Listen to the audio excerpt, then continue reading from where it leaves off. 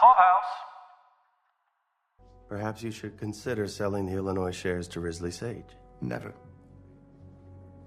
I refuse to let that spineless turncoat Richard Clay be the instrument of my demise. I'm only suggesting... There is no compromise, Mr. Brinkley. If I can't save my company, then I'll let it burn.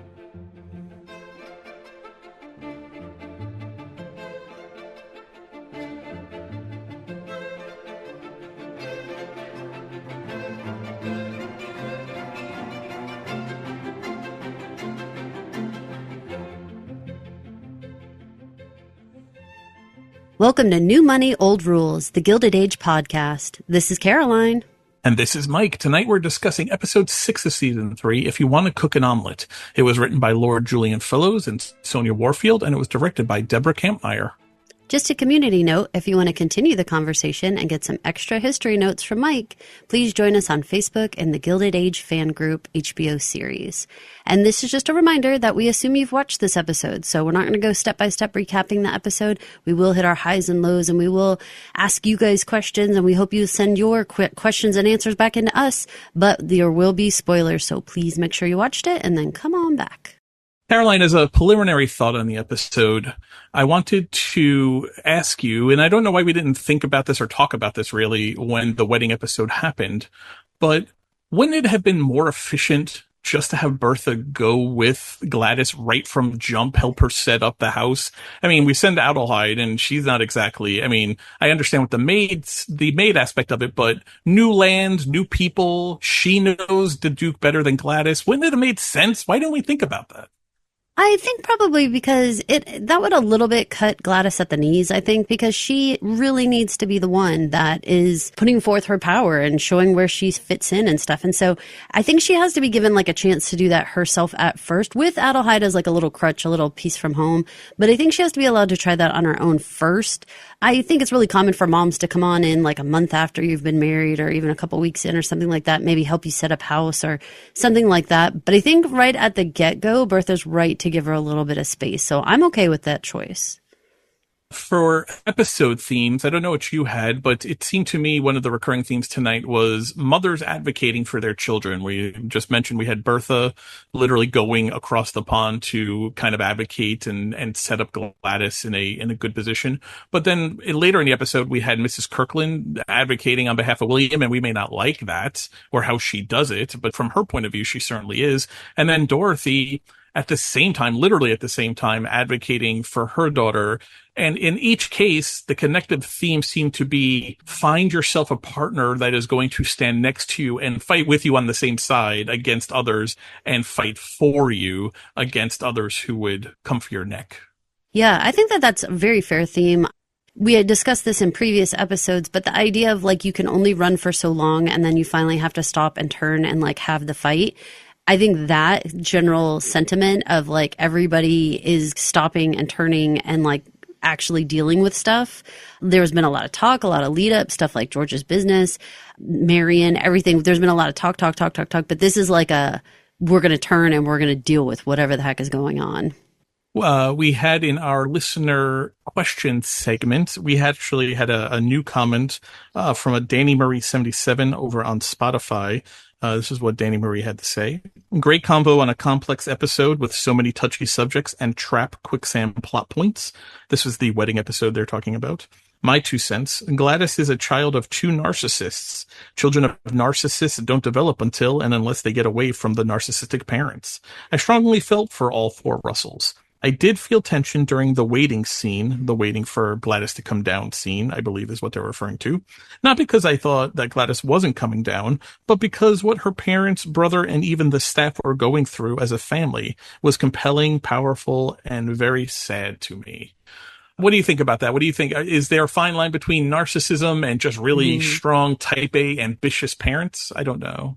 I'm not a counselor, a psychologist or psychiatrist, so I'm not sure that I know the official diagnosis definition for a narcissist. So I'm going to be cautious about diagnosing our characters. But I will say that I do think they're incredibly overbearing. And I do agree with the idea that there's no way that these two people are really going to be able to stand on their own without getting a little bit of room. And we saw that with Larry, like he refused to work for George in season 1 and like tried to make his own way in the world a little bit. And, you know, went through everything with Jack and the clock on his own. And we saw like as they do things on their own independently, you're right. They grow, they change, they have a chance to actually have their own personalities and their own ambitions. When it comes to the tension, I get what you're saying, but I do think that it was designed for us to feel like, will she, won't she, will she, won't she come out of her room? And I just didn't feel like that felt like she wasn't going to come out. Like I knew she was going to come out. The tension really ratcheted for me once they were in the car and once they were right outside the church. And then there was sort of that moment of like, is she going to go in? And then like really like seeing that tear in her eye, all of that like really got to me. That's when my empathy kicked in. And that's when the tension really, you could feel it with every other character.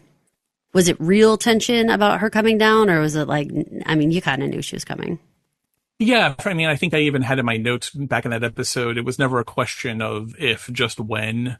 For me, there was no tension because the deal was done. It was the 4th episode. We needed her to get married to move on.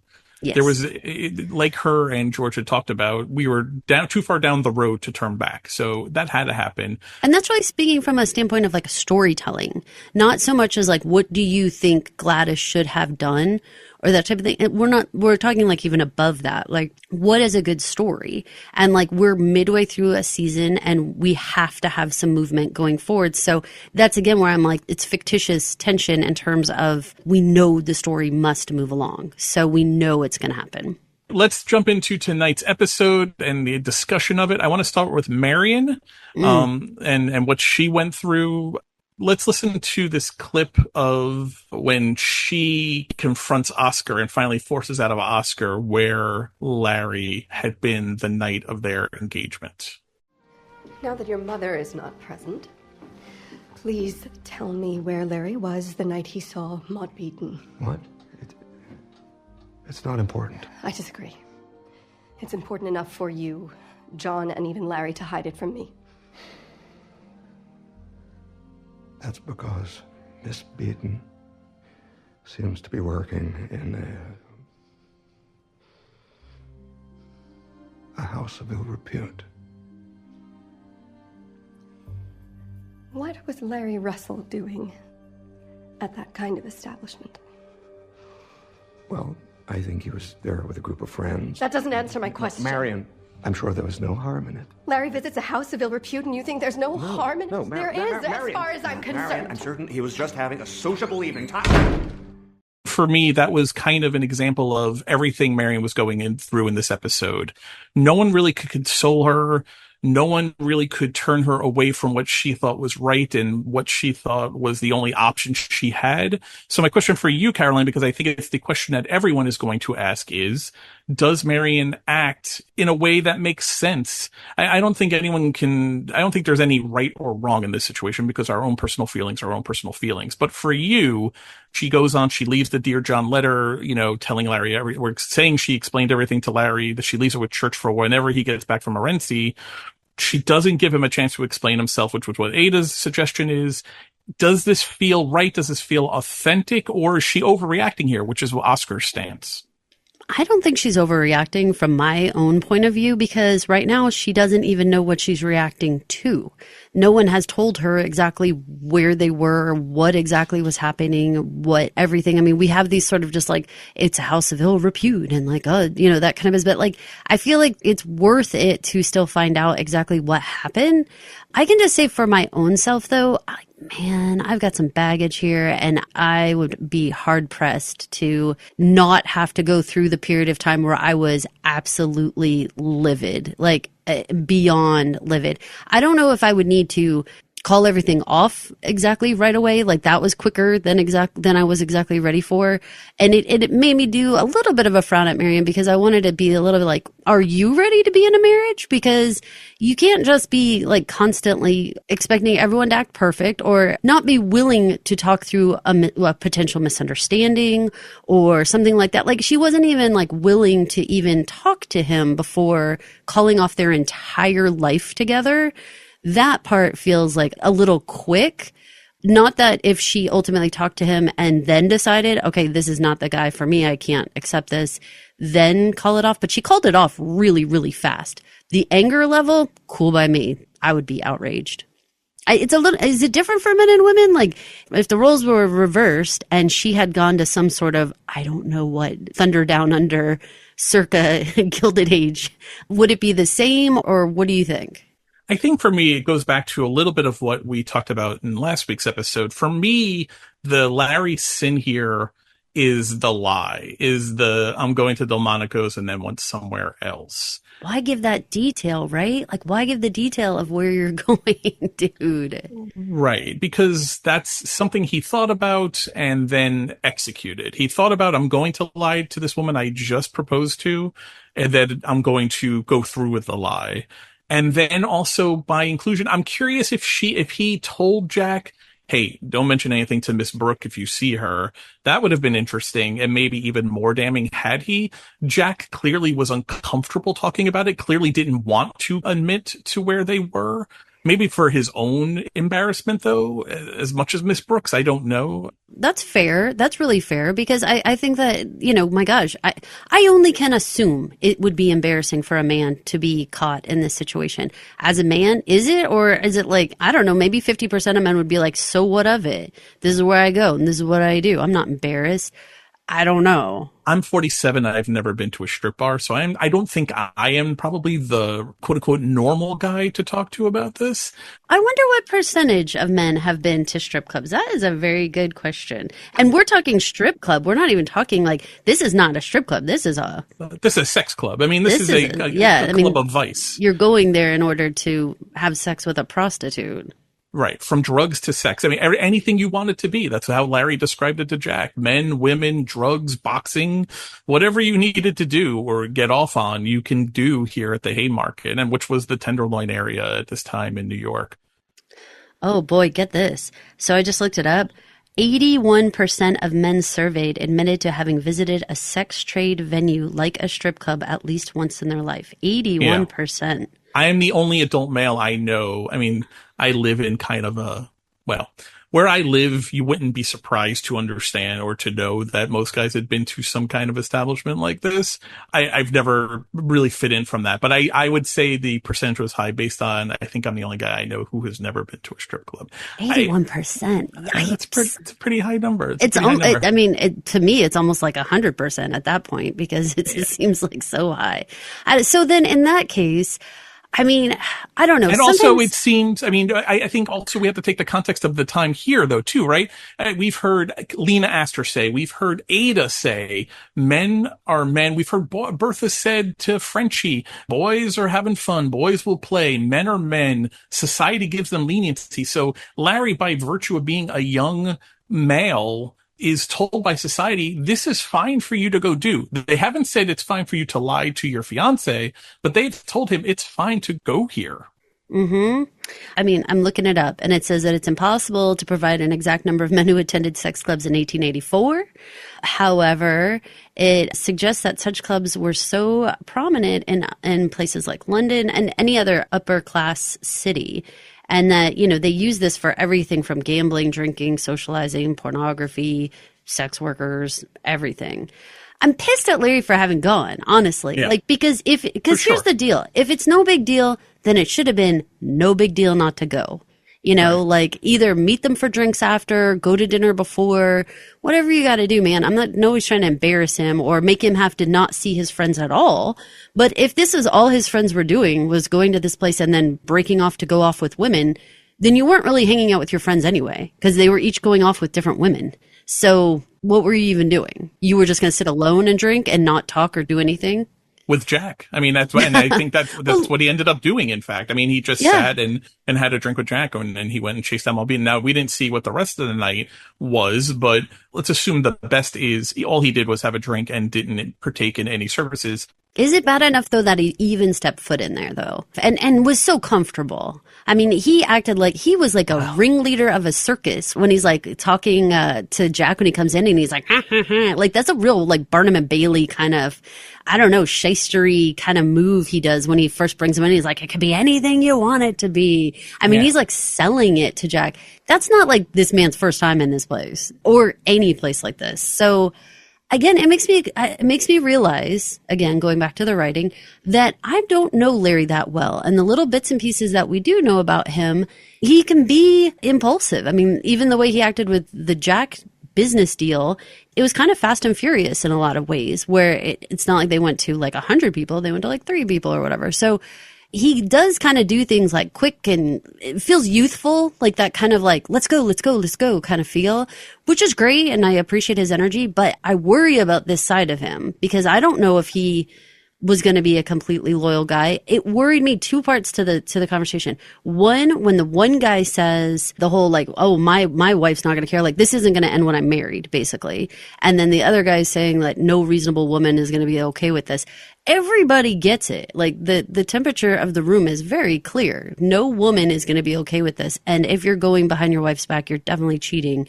So Larry knows what he's doing, and he's choosing to do it. Let's draw a line between lying to her, going to this place, and cheating, right? Those are 3 different things. And we know he lied to her. We know he went to this place, which says something about his moral character. We don't know that he cheated. But going back to the original question of Larry's sin for me is the lie. For sure. If he had said to her, listen, I made this commitment months ago. This is my buddy. The timing is horrible all the way around. We just got engaged. We just told your aunt and this. I really love to be with you tonight. He was, this guy's probably going to be the best man at the wedding. Like, I feel like I need to go be here for him. We're going to this club. I'm taking Jack. Him and we're just going to have a drink, and then we're going to duck out. Maybe Marion says, please don't do that. That place is disgusting, and I don't even want to think about burning your clothes when you get back from even being there. You're going to smell like the cheapest of horse. But he didn't give her that option to say that. For me, that's a problem. Now, I do think she is impulsive. I agree with Ada here, which anyone listening to the season knows I have not agreed with Ada much. But I actually agree with Ada in a lot of this episode. I think she, as a mature adult who is saying, I love this man and I want to get married to this man, I don't think you can reasonably and maturely throw that away without having a conversation with him. I 100% agree on that. 100%. That is also impulsive. They are both impulsive. They are both immature. It's like they're being like hotheads, It's like, ooh, like we're so excited to get married. And then, ooh, there's an issue and we're instantly pissed. They're running, like their temperature's running real high. Like everything that's happening is an extreme response to everything. We've lived some life though, Caroline, and but they're children. I try to be cool now. Yeah, but they're children. And yes, they're running hot. They are running 0 to 60 in everything they do. But I think they're also being young. I think being part of being young and having 0 life experience is being impulsive and being immature. But you get through that by talking to each other, by not having secrets. What George said and then broke his promise to Bertha last week. We need less secrets. And then he promptly went and had a secret from her. I think the Dear John letter is so impulsive. That's just going to sit for how long? It's just like a ticking time bomb. The whole thing gave me kind of agita, really. But when she says to Ada, what excuse can he possibly have? There is now a shadow between us, no matter what his reasoning is. Well, that's very passionate, and that's very... Why don't you sleep on that a little bit? All of this happens in like a 2-hour period. Like, it's a very quick turnaround where she goes 0 to divorce. Now, given her experiences with Mr. Rakes, given her experience with Dashiell, I understand Marion's trust issues, and I understand where she's coming from. Here's where I'm disappointed in Larry. Larry knows. He was present. He was a witness to what Mr. Rakes put her through. He was a witness. And Dashiell, for that matter. And he was a witness to what Dashiell put her through. In fact, he was the shoulder she was crying on. In both seasons, I feel like he found her crying on the stairs at the end of both of seasons 1 and 2. Yep. You think he would be more sensitive to starting off your engaged life with a lie. Yeah. You know, I was thinking about that when you're talking about they're young and stuff. And I was thinking about the difference, and part of it, and I'm just going to speak for my own self, and ladies, maybe you guys agree with me, maybe you don't, I don't know. But for my own self, I think when you're in your 20s and your husband or boyfriend or fiance or whatever would go to someplace like that, I think it's particularly stinging because the women who work there are like my peers when I'm in my 20s. They're like similar aged women to me. And there's something about that feels like I'm not good enough. Like, and I'm the same age as these other women. I'm like, what is the deal? I think it changes a little bit. Like for my own self, I'm older than that by a good another 20 years. And so when I think about it, it's like, it makes me laugh a little bit because I'm like, oh, do you really think these 20-year-old girls like want you? You like, you know, my 50-year-old partner in life, do you think that they're actually interested in you? Like, it almost becomes like laughable to me as like an adult woman. Whereas when I was like in my 20s, I was highly insecure that these people are my peers and he would choose to spend time with them. Like, that is very upsetting because they're sort of like, I don't want to say my competition, but kind of, because we're in the same age bracket, you know? Whereas if I'm older and I'm feeling more like secure in myself, I'm like, you know, you look like a fool. And if you think these women have any interest in you, you're like embarrassing yourself. We have to finish off the Marion discussion by it's a bridge conversation between Marion and Peggy. And it's a perfect way to segue into Peggy's story for this episode. Mr. Fortune showed up at the train station. He and William had words, and it nearly turned physical before Mr. Fortune left. Oh, my word. Did you tell Dr. Kirkland about Fortune? There wasn't time. I had my train to catch, but, I owe him an explanation. You must be completely honest. Secrets and lies are not any sort of foundation from which to build a marriage. Take it from me. What do you mean? While you were away, Larry and I got engaged. What? Oh, but that's marvelous. It was marvelous until I discovered that on that very same night he visited, I can't say the word. You don't mean it. But I do. He went to a disorderly house. He told me he was going to Delmonico's with friends, but then I discovered his true whereabouts. And not from him. Are you certain of all the facts? I'm certain that he was there. We both know what men do at those type of establishments. I don't know about you, but I feel a tremendous sadness for Marion that she cannot be happy about her engagement. What have you ever? She delivered that news to Peggy like it was a eulogy. It's so embarrassing. The whole thing is so embarrassing. You have to tell your friend that the guy that you chose on the night you got engaged decided to go out with his pals carousing. It's embarrassing. It's really embarrassing because it makes you feel like, did I not choose a quality guy who would actually care about my feelings? And I mean, like you said, I think you made a perfectly great argument at the very beginning when you said, if Larry had just explained, like, this is what the plans are. I understand that this is like a very awkward situation and I apologize. I will just stop in, have a drink and head out. Like you said, I think that was a perfect way to talk about it.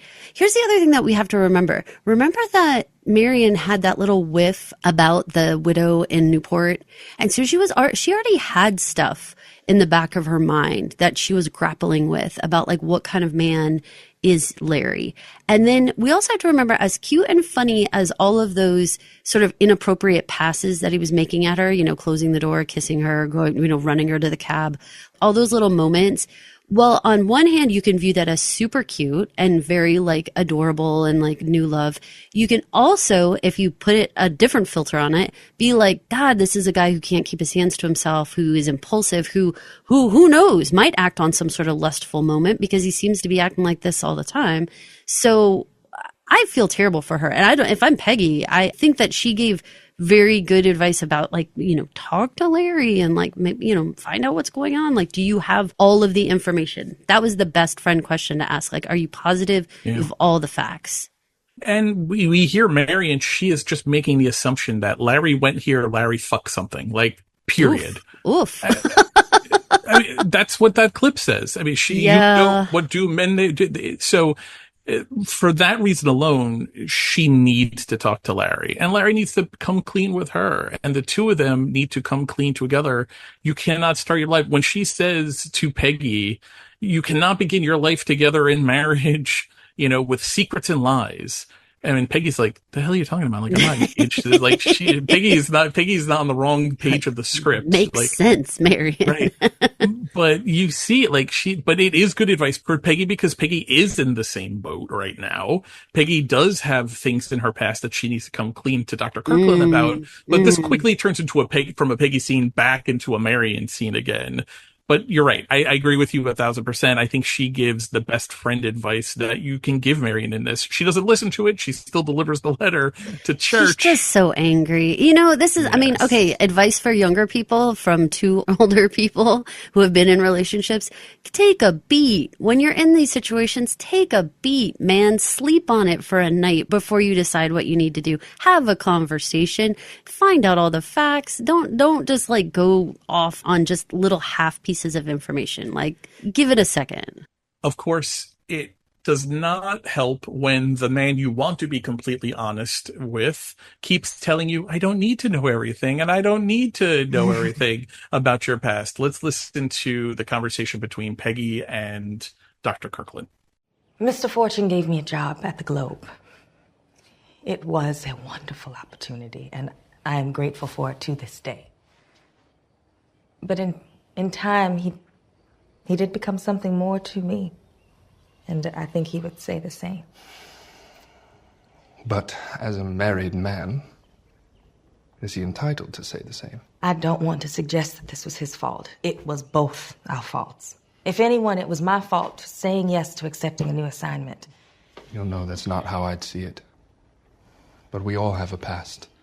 And I'm glad you've told me. Thank you. I see now that we can't or shouldn't work together. Which will save me from having to engage in any more fisticuffs. Is that a risk? Oh, indeed. When someone's as important in a man's life as you are to me, then I'm bound to fight if I must. That's not everything. It may not be, but I don't need everything. What matters to me is the present. She does the right thing, right? She says what he allows her really to get out. But does she say enough? I don't think it's on Peggy in this conversation for whatever reason. The way that he kept like calming her or consoling her and sort of being like, you don't have to tell me everything now. It's fine. We'll have time when you get back. My whole thing in that moment was like knowing Peggy's past and knowing how much she has to share with him. I was like thinking like, man, you just better hold to this. I hope this is just in words because you're saying the right things, but you better have this open, calm, forgiving heart or however you want to say forgiveness. I don't know. I don't know that he needs to forgive Peggy for anything, but I mean, you know what I'm saying? Like he needs to have this very open, accepting, it was your past heart come when he finds out more news, because eventually he's going to have to tell. So she will have to tell everything that went on, I think. So I don't know. I just want him to hold tight to let his word be real. We don't have any reason to think Dr. Kirkland's word isn't real. Like when he says, we've got time, it's fine. We can just let this unfold. I mean, he certainly is coming off like the man of maturity compared to our Larry and Marion situation. I just want him to be real. I hope this is real. I mean, knock on wood, he seems to be the only mature man, real ass man in this show, honestly. As far as relates to a woman. Who is at least trying, right? Who is right. Trying to be compassionate. When's the last time you saw one of the men like laugh with their significant other? The way that like in my mind, the cliff walk scene comes to mind. I know it's goofy and clumsy and silly, the little fall that he does or the little trip, and then he starts laughing. But there's something about that like ho ho ho laugh that is stuck inside me about him that I'm like, I haven't heard George have that kind of laughter, or certainly not like the Duke or anybody else. Like there's no other man who's like that relaxed around the person that he's with. And so I'm just hoping that he remembers his own speech whenever there's information to be shared. I do like the words he says there, though. I like the idea of, I don't need everything. I don't need to know the past. The present is what matters. I also like him saying, good, it'll save me from having to whoop some ass down the road. Because he's a doctor and he needs his hands. Like, right. Guys, you gotta T. Thomas Fortune step into your woman grabbing her bag. You gotta be ready to stand your ground, put your chest out and do some shit, because that was not cool. I've watched that scene so many times. And, I like that Dr. K was about to be like, hold me back, woman, because it's about to get bloody in here. Well, let's talk about this for a second, because T. Thomas is being extremely over the top, forward, flying right into inappropriate with these moves. What did you think about him showing up, acting like, oh, well, it was just like known that I was going to come with you? I mean, what did you think about setting her up with this whole situation? Well, this was last week's episode, but right, I know, but we didn't really talk about like what T. Thomas's role was in sort of picking this whole scab, One, I think he sees Dr. Kirkland, which I think changes the entire posture. And I think it goes from, I'm going to try and be flirty with you, to I'm going to try and claim ownership over you. I'm going to claim my stake on you. And I'm going to manipulate you with a job. We've said this is the casting couch. This is 1884 newspaper casting couch is what he's trying to do here. Yeah. I only book one room in the Philadelphia, Marquis, Marriott Marquis or whatever. Exactly. And I don't know. So really scuzzy behavior, but everything Dr. K has done, man, I hope it doesn't get spoiled, because he seems to be on point. Now, the one thing he doesn't do is he doesn't tell his mother everything about what she's coming to tea for. So she is she's a little blindsided, which I have a little bit of sympathy for her, that she is walking into a suffragette meeting. Now, I don't have that much sympathy for her, because she is actively against women's suffrage and not the right room to be in. We get to hear Frances Ellen Watkins Harper speak, and I think, that was it was great to hear her speak, but for time purposes, I'm not going to play that clip. But I do want to play the fallout clip from it, though. This is going to be Peg talking to Dr. Kirkland, and then Mrs. Kirkland talking to Dr. Kirkland about, what do you want from a wife? What do you want from a woman? I don't think she enjoyed herself. Didn't you tell her what this meeting was about? She wouldn't have come if she knew. Well, she does not believe in women's suffrage. Not now, anyway. Not when the colored man's vote is under threat on every side. Well, she has a point. Yes, she has a point, but it's not the main point. What we need is for every adult, colored, white, man, woman, to have the vote. You all believe in justice, wherever your priorities lie. Anyway, it won't have hurt her to hear Miss Harper's views. And yours. I understand that you find Miss Scott interesting and forceful. Certainly forceful.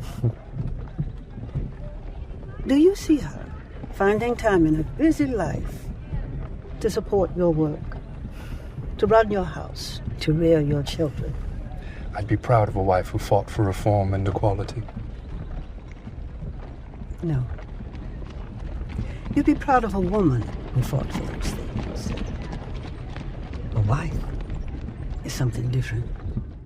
Let's give a little bit of history here. At this time, with the passage of the Jim Crow laws that we heard, and literacy tests and polling taxes and land ownership tests, it's a real issue.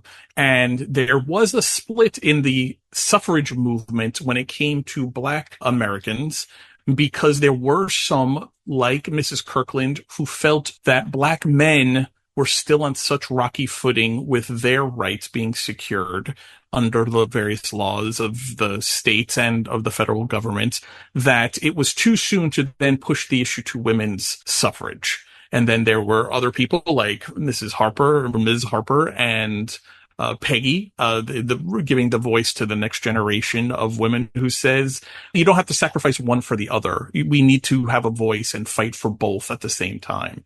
They weren't saying we don't believe in Black men having suffrage. Peggy says to Dr. Kirkland there, every man should have the right to vote. Black men, white men, women of all colors, all creeds.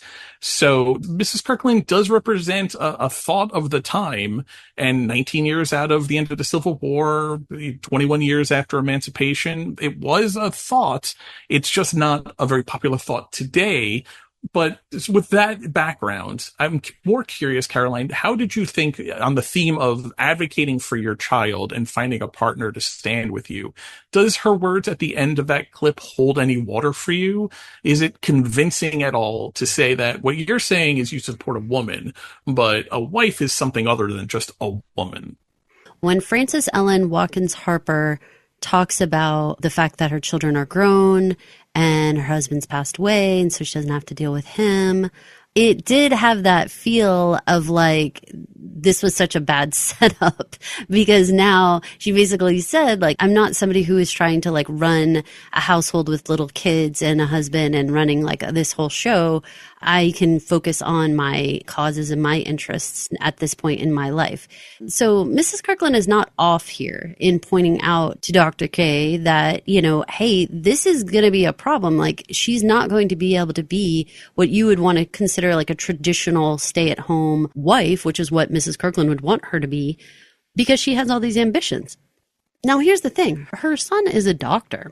Wouldn't you want to think that she would want her grandkids to be, you know, have two ambitious parents, to have two parents who would be interested in bettering the world and bettering themselves and all that kind of stuff? So No, I know. She doesn't want that. I know. Actively does not want that. She wants a quiet, you know, stay home, be quiet, do, you know, just status quo kind of situation. Wife, she's not wrong that it will put a strain on their household for mom, future Peggy mom, to be busy traveling, writing stories and stuff like that would take her away from the family. That's not wrong to say those things. Those things were. What Dr. K's response needs to be is, I'm fine with her being away and having things to do and coming back and forth, or however it all is going to work, because she has traveled multiple times for her job. It's like he just needs to say, but I'm okay with this more modern relationship of two working, ambitious parents and or whatever spouses, because it's not like they have kids yet. You know what I'm saying? Like, he could have said that part and just sort of like nixed this, but he doesn't ever really fight against mom in terms of not wanting that traditional life. And I think it was a huge mistake, though, to blindside his mother. This was silly. I mean, I understand that line of him saying it couldn't hurt her to hear this stuff. Yeah, that's fine, but don't make Peggy the messenger of that, right, of a thing that she should hear, but she isn't gonna like. Like, don't put Peggy in that position. So that was crummy. I thought it was bad form and embarrassing for his mom. You know, that's embarrassing. It is embarrassing. He put everyone in a bad position. But his reasoning, and to him, this seems acceptable, which this seems like a very male response. And I would imagine a lot of people shaking their heads is, well, she wouldn't have come if I had told her what it was about. Then she doesn't come. This wasn't just tea with Ms. Harper. This was tea with a purpose. Peggy told you what this was about. It was a lunch and learn, y'all. It was a lunch and learn. And she wanted the lunch, but not the learn. So. And this is the type of issue, in my opinion, that you don't shove down people's throats. Like, you have to have like honest, open conversations. You shouldn't trick people into coming into such a big, huge issue that this is of the day. Don't do that. And don't make your mother look like a fool to sit there and knowing she doesn't agree with this. It's like you've put her in this terrible spot. So yeah, this was bad form. And unfortunately, it's really Peggy who takes the brunt of it, not him for doing this, but her. Right. It's almost like he's now exposed Peggy as a woman who just wants a career and the vote, and then being a wife and or mother is second. That's how she comes off in this whole clip. Now, to your point about Dr. Kirkland's response is, I agree with you. It feels like I would like to think that the camera just panned away, but that after his mother says, no, you're talking about a woman. A wife is something very different. What I'm hoping happened in that carriage is that Dr. Kirkland said to her, then I'd be happy to have a wife who fights for these things and works and also raises our family together, to apply what he said he'd be happy for a woman to do to his wife to do. But we didn't see that clip. I don't think that actually happened, but that's what I would have liked to have seen happen, for him to then cut his mother off at the pass for the point that she was trying to make. Do we think that Dr. Kirkland is being a little bit naive to think that having ambition and having a career does put some strain on the situation in terms of, first of all, she is more progressive than the Kirkland family. And I think again, he we likes talked that, about though. like marrying into a whole family, right? And so, but is he being a little naive to think that like, well, I can just kind of force my mother's hand, or I can sort of create this situation where she'll just have to go along? Like, is he doing the right thing here? I don't think we know yet. I don't think Okay. if we know, if he is his own man, then it doesn't really matter. And then he's fine to let his mother just say what his mother wants to do. If he's his own man, she can say whatever she wants, and a dutiful son will just sit there. I guess a strong-willed son who doesn't mind having a fight will say, no, mother, you're wrong. But at a minimum, a son who stands his own ground and does his own thing that makes him happy as a grown-ass man who's a doctor, she can say what he wants, and then he should still go do the right thing for him and for Peggy. We don't know yet if that's going to be the thing. We have seen him push a little, just like we've seen his father push a little against the mother. But when she says it's time to go, he has to go get in the carriage. When it's time to leave Newport, the party at Newport, all the men have to go with her. So I don't know that we know yet how much of his own man is Dr. Kirkland. And that's for the final 2 episodes of the season, I think the thing we really need to know about him. I think we have a good sense of who he is. I think we have a good sense that he really does like the progressive things about Peggy. I think he does like reading her writing. I think he does like that she is sitting here elbow to elbow with Ms. Harper and having these conversations. I think these are turn-ons for him. I think these are things on top of being beautiful that attract him to her. The question really comes down to, and this is the final clip in this section that I want to play, at the same time Mrs. Kirkland is asking her son, what does he want from a wife? Dorothy is asking the right question about what kind of man is Dr. Kirkland to Peggy. I'm too ambitious, too busy, too committed. Oh, and I'm not the right color. Well, she's not the only one with reservations. Your father and I like William, but when you marry, you take on the whole family. Are you sure you're ready for that? I have to be. Mama, I feel more for him than I've ever felt before. I'm glad to hear it. But is he strong enough, do you think, to take on his mother and fight for his wife? That's what you need to be sure of. That's the right question. Is he strong enough to take on his mother and fight for his love? That's the question. Is Hector strong enough? Is Dr. K strong enough? Are Marion and Larry strong enough to talk to each other? All of these relationships are really hung up on, is the partner willing to stand next to their other partner and not wilt away? My concern is that how that tea went down, where he was like talking to Peggy off to the side and sort of being like, oh, whatever, like, she needs to hear this kind of stuff and stuff like that. Okay, that's not standing up to your mom in any form or fashion. I'm concerned that he'll be the type of husband who they go over for lunch, his mom says shitty things, and when she's not looking, he makes a face at Peggy like, oh God, my mom's so crazy. Or in the hallway is like, I'm sorry, my mom's acting like this. Like, she's always so crazy like this. Whatever, right? That's not cool. That's not a good life. I understand that too well in terms of like, that's not standing up to your mother. That is passive aggressively talking shit about your mom to your partner behind her back. And that's not the same thing, because you're forcing Peggy to endure all of the jabs, all of the barbs, all the shitty comments, which obviously when she's talking to Dorothy, she is stacking them up and feeling more and more buried by this woman. But I mean, you get what I mean? Like, what kind of husband? There is that in-between husband, not the like rollover like Billy.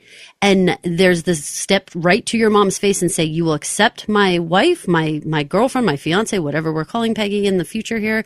And you will not speak to her like this at any point in time. And then there's that real shitty in between of my mom's allowed to say whatever she wants, and then we have to just sort of blow her off behind her back. That is a hateful life, and I do not wish that one on Peggy at all. I agree. The talking afterwards in the hallway kind of thing where he admits that she wouldn't have come and all of that. Bad look I think it's the only real bad look we've had for Dr. Kirkland here, like in a definitive way that says something about him. Well, see, but a lot of people would take that and say, what a good guy. He's joking with her. He's laughing with her. He's playing it down. He's neutralizing the situation. And what I'm saying is that's not good enough. Not, at least not if they're going to become more serious than this. If you're going to try to weave your mom into Peggy's life, you better be ready to tell her, you have to treat my partner nicely. You have to hear her out. You have to not be jerky back to her or talk crap about her behind her back or whatever. And I don't know if Dr. Kirkland's going to do that, because all we've seen him do is do this like sort of more passive aggressive chitty chat. I don't know. I'm worried. I want to just close the loop on the Peggy conversation for tonight, because the show has actually been really smart through these first 6 episodes with how they're setting up Peggy. Man, I don't even want to frame it Peggy versus Mrs. Kirkland, but for lack of a better phrase, their first interaction, Peggy and William are there, and she has a couple of barbs, but nothing against Peggy, nothing against Peggy's family. They leave, and Mrs. Kirkland reveals herself and her colorism to Dorothy and Arthur. Peggy doesn't hear it. She hears about it later on from her parents. Their second encounter, last week's episode, after Peggy's talk in Newport, she sees Mrs. Kirkland attack her father. He's not a Newport man like us. We're different than him. Peggy sees what her parents were talking about last week, but Mrs. Kirkland is going still at her parents, not at Peggy. Now this week, this third encounter, now Mrs. Kirkland is going at Peggy to Peggy. That conversation, and I didn't play the clip from it about Ms. Harper, she says, my husband's dead. Am I supposed to wait for him to go get the vote before I do something? And Peggy stands up and full-throated says, I am the next generation you're talking about, and I want to fight for the vote. And Ms. Harper says, we need more voices like you, Miss Scott. And Mrs. Kirkland says, you should be concerned about being a wife and a mother. That's what I think. So it's been an arc of Peggy not seeing it, but directed at her parents, now getting the brunt of Mrs. Kirkland herself. It's an interesting arc, because you would think there's going to be a fourth arc, right? There's we call it the Chekhov's Mrs. Kirkland. At some point, it's going to explode in this final act. What shape does that take? The cards have been kind of set. The table has been laid for this now. Now we have to have some kind of confrontation and or resolution, because they have now, I don't want to say locked horns, but they have now confronted each other about who they are in a direct way. I am an old school woman who believes you should put being a wife and mother first. That's it. Period. End of story. I am a progressive young woman who says I can have it all. I can be a writer. I can travel for my work, and I can be a wife, and I can be a mother. That's going to come to a head. It has to come to a head, because now that we've had an interaction, the show has shown us the next time, interaction 4, that's going to be the problem. It's very bold to think too, though, like, can you do all those things? Because, I mean, we can't compare it to modern times. So we don't have things like, washing machines and all those things that make life so much easier. A lot of that stuff would be on Peggy's shoulders. Now, maybe because of Kirkland's status, because of all that stuff, they have a full staff, and maybe it isn't such a big job to run the household and raise kids and all that kind of stuff. Maybe it's not, because with their level of wealth, maybe they would have enough help that it would allow her to be able to do things. But if she didn't have that wealth, just an everyday person, like, it would be asking a lot to have a career and raise kids and run a household like that. It is a lot. It is a lot for a modern day person. But back then, when the chores are so much more, not taken care of by machinery and stuff, it's a lot. It's a big job. So here's the deal. I don't think that Mrs. Kirkland's concerns are unfounded. I don't think that this amount of work is not something to pause and say, do you think you can do all these things? There's plenty of parents who choose to stop working when they have kids and raise kids for a little bit and then go back to work. A lot of things could happen here that Mrs. Kirkland is just sort of like ignoring entirely. They're not really having like a practical conversation about this. It's just sort of like aspersions, like, well, she won't be able to handle all these things and she won't be able to do this. But really, there's a lot of workarounds, during this time. But I do understand that this is a lot. It's asking a lot. Let's shift over to Ada and let's finish off the Van Ryn household. Ada had a real roller coaster in this episode, and this first part of the episode for her is sad, and I think maybe the low of the season, maybe in some ways even sadder than the actual passing of her husband. That's hard to believe of someone called Luca Forte. He wasn't called Luca. His name was Luke Forte. That was a misprint in the Times. But none of this is true, is it? You just read his name in the Times. Mrs. Forte, I assure you that... You read the papers, and you asked around, and the rest I've given you myself. Stupid, babbling fool that I am. I would never ask around. I loved my husband more than you can know. And so I longed to believe that there was a way I could still reach him. And you can, No, Mr. Forte please, is here please right don't lie now. to me. Please don't lie to me anymore. I'm ashamed of my sentimental folly. But you should be ashamed of your existence. Ouch. That I felt so bad. When she said the Luca Forte thing, instantly I was like, oh no. Like, we didn't really think she was real, but then, oh God, being exposed like that like you obviously just read it in the paper and like, oh no, I felt so bad for Ada. The embarrassment of looking like a fool and knowing like Agnes was right, which is like another whole part that we don't even get into that much, but like it's true. She's got to have that nagging in the back of her head. Like, this was horrific. And not only that, but of course, the much, much bigger sadness is that she legitimately thought she was talking to Luke. Legitimately thought that. And so when you have such like a soft heart feeling, it's so awful. It's really so awful. I actually felt worse for Ada here than I felt for like almost any of our characters. Me too. And I've been really rough on Ada, but I wouldn't wish this upon anyone. And, you know, it's so hard because I felt like last week she really had found closure because she had finally heard from Luke, and she heard Luke say all the things that she had hoped he would say. You are doing a good job. I'm so proud of you. I'm so happy for you and how you've managed since I'm gone. And you are making good decisions and you are doing me proud. That's all she ever wanted. But we worried, would that be it, or would she continue to come back? And had she not continued to come back, all of that would be untainted. Oh, you're so right. You're so right. So is it like a greedy situation? Like she got too greedy with trying to keep going back. How do we call greed for love? I mean, I know, but you know what I'm saying? Like exactly what you just said is exactly right. Had she just taken the 2 little visits that they had and been done with it, you know, she could have walked away okay. But like, no, she had to keep going till it busted, you know? Right. It's when you're standing on 18 and you're like, hit me. You know, Yes. It's very rare you're going to pull that 3 card for blackjack. Now, here's the thing.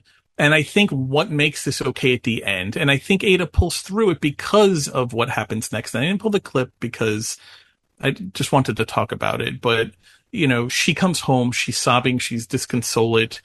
Agnes doesn't say, I told you so, which she does say to Marion in this episode, essentially. But she doesn't say it to her sister, and she could have said it to her sister. She sees how upset she is, and what she says instead is, Luke is everywhere you are because he is in your heart.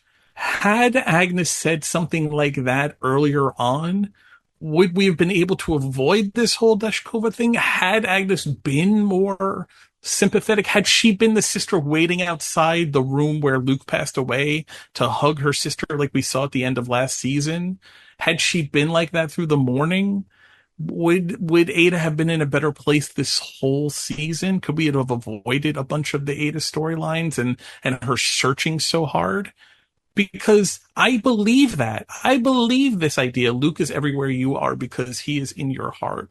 I think you have to truly love someone that you can't be with every day. I think you have to say that person is in your heart, and so they are always with you. That's what we say around here. That's how we get through, you know, missing people who have passed away is, you know, a piece of them is always inside of you. And like, you can hear their voice in your head. If she really stopped and thought, I really do feel like she could hear Luke's voice in her head, and that would guide her. You know, both of our mothers have passed, and I know we could both sit here and think about what would my mom want me to do, and I'm pretty positive we could hear their voice tell us what they would want us to do, and we would know. I just feel for Ada. I mean, she's such an innocent character, and she just had such a small amount of time with Luke that maybe I'm wrong that she can't hear his voice or that she doesn't know exactly what he would want, because they had such a short period of time. Maybe there really is that lack of being sure of herself, of what he would want, just because they didn't have a lot of time, you know? Well, Tom my son is a child of divorce. And when he was younger, when his parents first split, like a lot of divorced dads, I definitely became concerned with how much influence do I have on you? How much do you hear me when I only see you half the week? And I remember saying to him when he was like 10 or 11, it was a couple of years in, I said, I try and give you all this guidance, you know, like I'm not going to be here forever. I can't be around you all the time like I always was. And I just want you to be able to hear my voice in your head. And, you know, like when you think back to a situation, I want you to be able to think, what would my dad say on this? And I want you to be able to hear my voice. And this little motherfucker, he says to me, he's like, I don't hear your voice. He's like, I have no idea what you would say. You're insane. I was so brokenhearted. Oh, no. I was so brokenhearted. Oh, no. I literally cried in my room for quite a while. Oh, no. It was so sad. And I only bring it up because one, he doesn't listen to the podcast that we record. Certainly not about the Gilded Age. If it was an anime podcast, maybe. But two, recently, a couple of months ago, he said something to me and he was like, and I heard your voice in my head saying I should do this thing. It was something about college and I didn't call attention to it, but it made me happy. Aww. And, you know, years on, like it finally got through that thick goddamn skull of his that you can hear my voice. Well, but that is the goal, right? But going back, when you only had those 10 years or something like at the beginning part, then he was still young. It was still very young, right? He was. So it's like now he's almost double that age and, you know, now he can hear you. And so is it plausible that she didn't have enough time with Luke is my question, where his voice isn't in there and she can't access what he would want her to do? I think so a little bit, but I think also just the morning is so much. I think just that not enough time has come. There's a brain fog. You and I have talked about this in real life. There's a brain fog that first X amount of time where you can't remember what they look like, what they sound like. It's hard. No, it's true. That is true. And with time, it comes back. And so maybe they weren't together long enough. I said that real emphatically because. No, it's true. No. I said it. You know. I said it because you're right. We've had this conversation. Okay, you guys. So when my mom passed away, I had a hard time at first. There was such shock. We were not expecting her to pass. There was such shock that of everything that happened that I did have time when I would tell Mike that I can't hear her voice. I can't see her in my mind the way that I thought I would be able to, or the way I could when she was alive. Now it's been a little bit of time. It's been more than a year, and now I can hear her voice again. Now I can see that all again. But I think that's, you're right. She's in that window of shock still, really. Yeah. And it hasn't been that long. You're completely right. Yeah. Certainly less than a year, right? Because I think we estimate Luke passes away in like October of 1883. We're in June or maybe early July of 1884. So it's still new. Plus they had so little time together. That's why I think this Agnes scene here is exactly the kind of lifeboat she needs. I think it's the life preserver around her. She needs her big sister to say, no, don't worry about it. I'm telling you, he's there. He's everywhere because you're carrying with you. I don't know that ever occurred to Ada, that she didn't have to look outwardly because she can look inwardly. She may not even realize that yet, but hopefully she hears Agnes here. It's a very sweet scene. It's maybe my favorite scene with these two in the show, and I've never felt worse for Ada. But then Ada also, you know, so this is a really sad part, but then she has actually kind of a great scene when it comes to the Jack. Let us set up Jack, because Agnes and Jack's storylines really are the same storyline in this episode. Of course, Armstrong spills the beans that Bannister had been lying to Agnes and also, you know, made $300,000. I want to play the Armstrong clip here because Agnes sets Ada to say, well, we don't need to play the clip. Actually, we'll just say the point of the clip when Armstrong tells Agnes tells Ada, it's your house to manage, so manage it. This footman cannot continue to live here when I have to hold out my plate for him to serve himself off of. And so she does. Mrs. Van Ryn and I believe it's time you made your way in the world.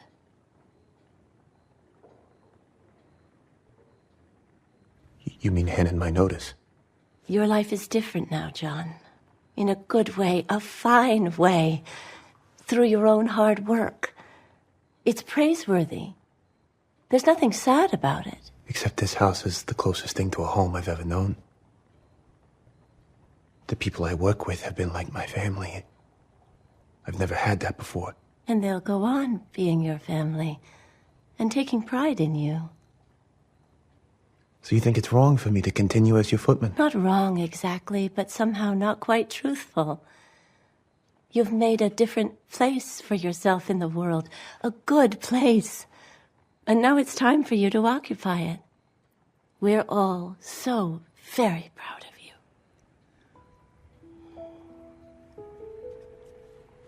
I'll leave tomorrow morning if you really think it's best. I do.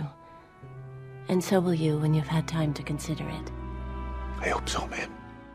That scene ends and Ada shakes his hand. And I really like that. I like that as the button to the scene because it shows we're equals. I'm not firing you. I'm setting you free to really begin your journey. And of all the people to do this, Caroline, I think Ada is such a good character to be the one. This would have been so heavy-handed and maybe mean even, I think, if it came from Agnes. Right? Don't you think coming from Ada, doesn't this feel more like, baby bird, you can fly now. Go fly. Yeah, I think that part of it is that Ada has also experienced like a newfound fortune and has also experienced like their life position changing. And so I think coming from her, there is a softness because there's more like compatibility between her and Jack than there would be between like, say, Agnes and Jack. She understands that, you know, you can do this, guy. And like the saddest part was when it was like, you know, they're all my family. Like this house is all I know and all that stuff. Oh, that really got me because I really feel like it is one thing to have money. And that's a big part of, you know, being able to make your way in the world for sure. But having support, having encouragement, having love, having someone to talk to at the end of the night, these are really, really, really important things too. And leaving this house means leaving behind an awful lot of support and encouragement. So I feel for Jack. It is time for him to get going. We all know that it isn't appropriate stations wise what he's doing right now, but God, I felt for him. And I really hope that there is like a mechanism that somehow he does get to still talk to Mrs. Bauer and Bridget and stuff. Like, I don't know how, I don't know exactly how, I don't know if he's allowed to invite them over. I don't know how it will all work, but I hope that it's not like one of those things where he feels like he can't ever see them or talk to them. We heard Jack previously say to Miss Bauer about how, man, I hope they don't make me go because it's my only family. And he says it. I give him, he's exposed here and he's vulnerable. There, he has such a baby face sometimes when he's talking, and he really had like a real sweet baby face when he's talking about how they're his only family. But which you mentioned, and the part that I liked was that even when you don't live here anymore, Ada says, they'll still be your family. Jack doesn't know that. Jack came from such a broken home and with such trauma as a young man. He doesn't know the part that the family doesn't stop being your family just because you move out to your own place. I agree. I do agree with all those things, except for I just don't know. Remember we were talking about like last week, like how, like when does Mrs. Bauer have time in a day to be able to go see somebody? Like, you know, like they really only have like, it's because they work together. I mean, you must have had this. I certainly have had this where like I had like a work family that once I don't work there anymore, it's like not cool to try to hang out with them anymore. Or it's certainly not the same. You know, like maybe you catch up once a year, like an old friend type of thing, but seeing them often and whatever, like it would seem weird real quick. Like, you know, things are moving on without me in that household and I could get like sort of the update, but I would feel out of place, you know? I agree with that, but also most times when you're leaving a job, you don't really give a 20 times investment envelope of cash. And I think maybe that buys you some friendship, at least in the short-term transition period. That's fair. Right? Don't you think? Did you think it was pretty awesome that he did give them all so much money? Like Miss Bauer says when she's crying, she's like, "He's our sweet boy. Yeah. I expect nothing less. He's so generous." I mean, the one who has the best reaction is Armstrong, because she is shook to her core. It feels like she's having some kind of religious event, because she, of the entire house, other than Oscar, is the only one who didn't give any money to Jack, and he still gave her an envelope of cash. When my grandmother, every Christmas when we would go to the Bronx to see my dad's mom, my grandmother on my dad's side, it was, she always gave out the envelopes of cash. Real Italian, the envelope was exactly 1 millimeter thicker, 1 centimeter thicker than, the dollar bills inside of it. And it was always up to me to run to the bathroom to figure out how much was in the envelopes. And then I'd have to pass the word to my sisters, Very much Bannister when he sees the aunts opening up their envelopes upstairs and how he literally runs downstairs. Oh my God. And that funny old man run he does with his arms like, ooh, ooh, yes. ooh. There's still some pomp there even, and circumstance even with his run. But that was me literally always going to the bathroom to check the envelopes. And so I very much, my sisters counted on it too. Oh we all relied on me to be the one to figure out, how much was in grandma's envelope. It was always good. She was very generous.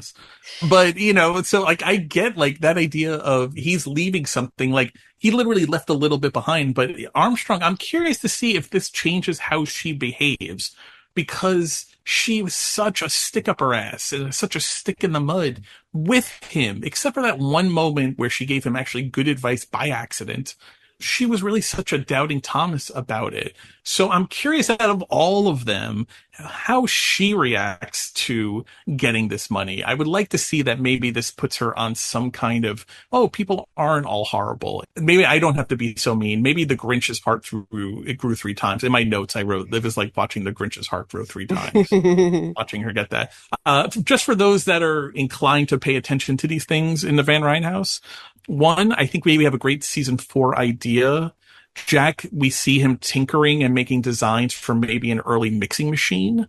So maybe a season 4 idea is going to be Jack. We're going to see him become, after the clock, he needs something to do. Maybe he takes on creating the first electric mixing machine, which I think would be very cool. Yeah, that's what it looked like. It looked like a mixer. Also, if you are on Pumpkin Watch, I know there's a whole segment of the Gilded Age viewership that is very concerned about where is Pumpkin, especially since Luke passed. We haven't seen Pumpkin too much. I feel like they used to put Pumpkin on Luke's lap a lot. Both Marion and Oscar are seen petting Pumpkin in this episode. So if you watch for Pumpkin Watch, he was okay. Pumpkin was alive and was being pet and given all the pets. Good pooch in this episode with Marion and Oscar. The last thing I want to ask you about the Jack was, why do you think Bannister continued to actively lie to Agnes? Was it a show of loyalty to Jack, or was it because it was so awkward what she was asking him to report, he just didn't know how to respond? Lord, I kind of think all of the above. I kind of think it was both very awkward and too embarrassing and whatever to bring up and actually talk about someone else's money, but also feels like inappropriate for him to tell somebody else's secret. The whole thing felt like, just us, Jack, like, please don't involve me as the middleman. Now, here's the flip side of it. I mean, he is sort of like head of staff, right? So he is supposed to sort of be the spokesperson from the staff to the, what do we call them? What's the opposite of the staff? The people who live there. I don't know. The upstairs.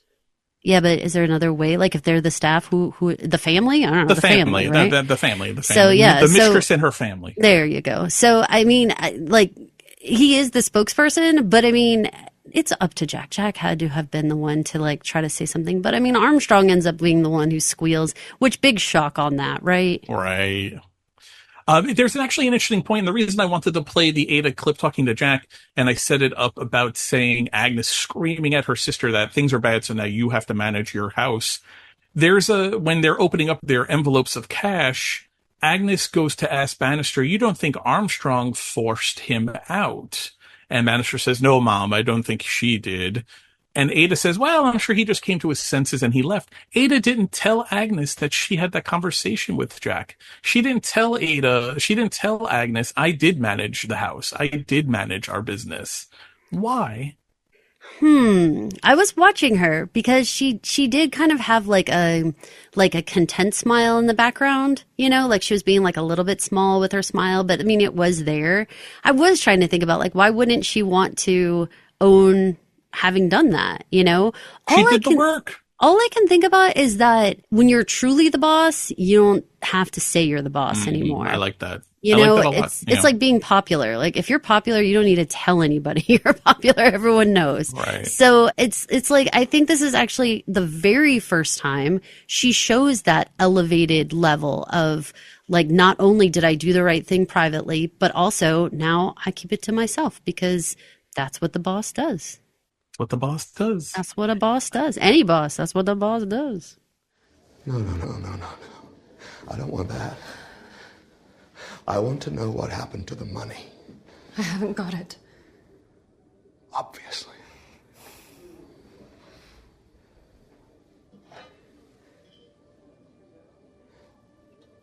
You know, I lost it all. Everything I had. And everything my mother had, too. And now I have to live with her while she blames me for her misery and her ruin.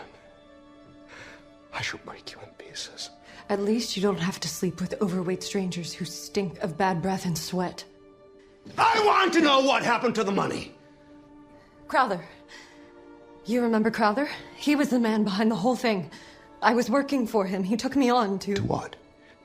To target gullible fools like me? You weren't alone. He looked for greedy men with access to money, but without the nerve to steal it. You were a classic case. But how did you end up here? Crowther used me and left me with nothing. Which explains why I am where you see me now. But look at you. You're so elegant. It means they pay more.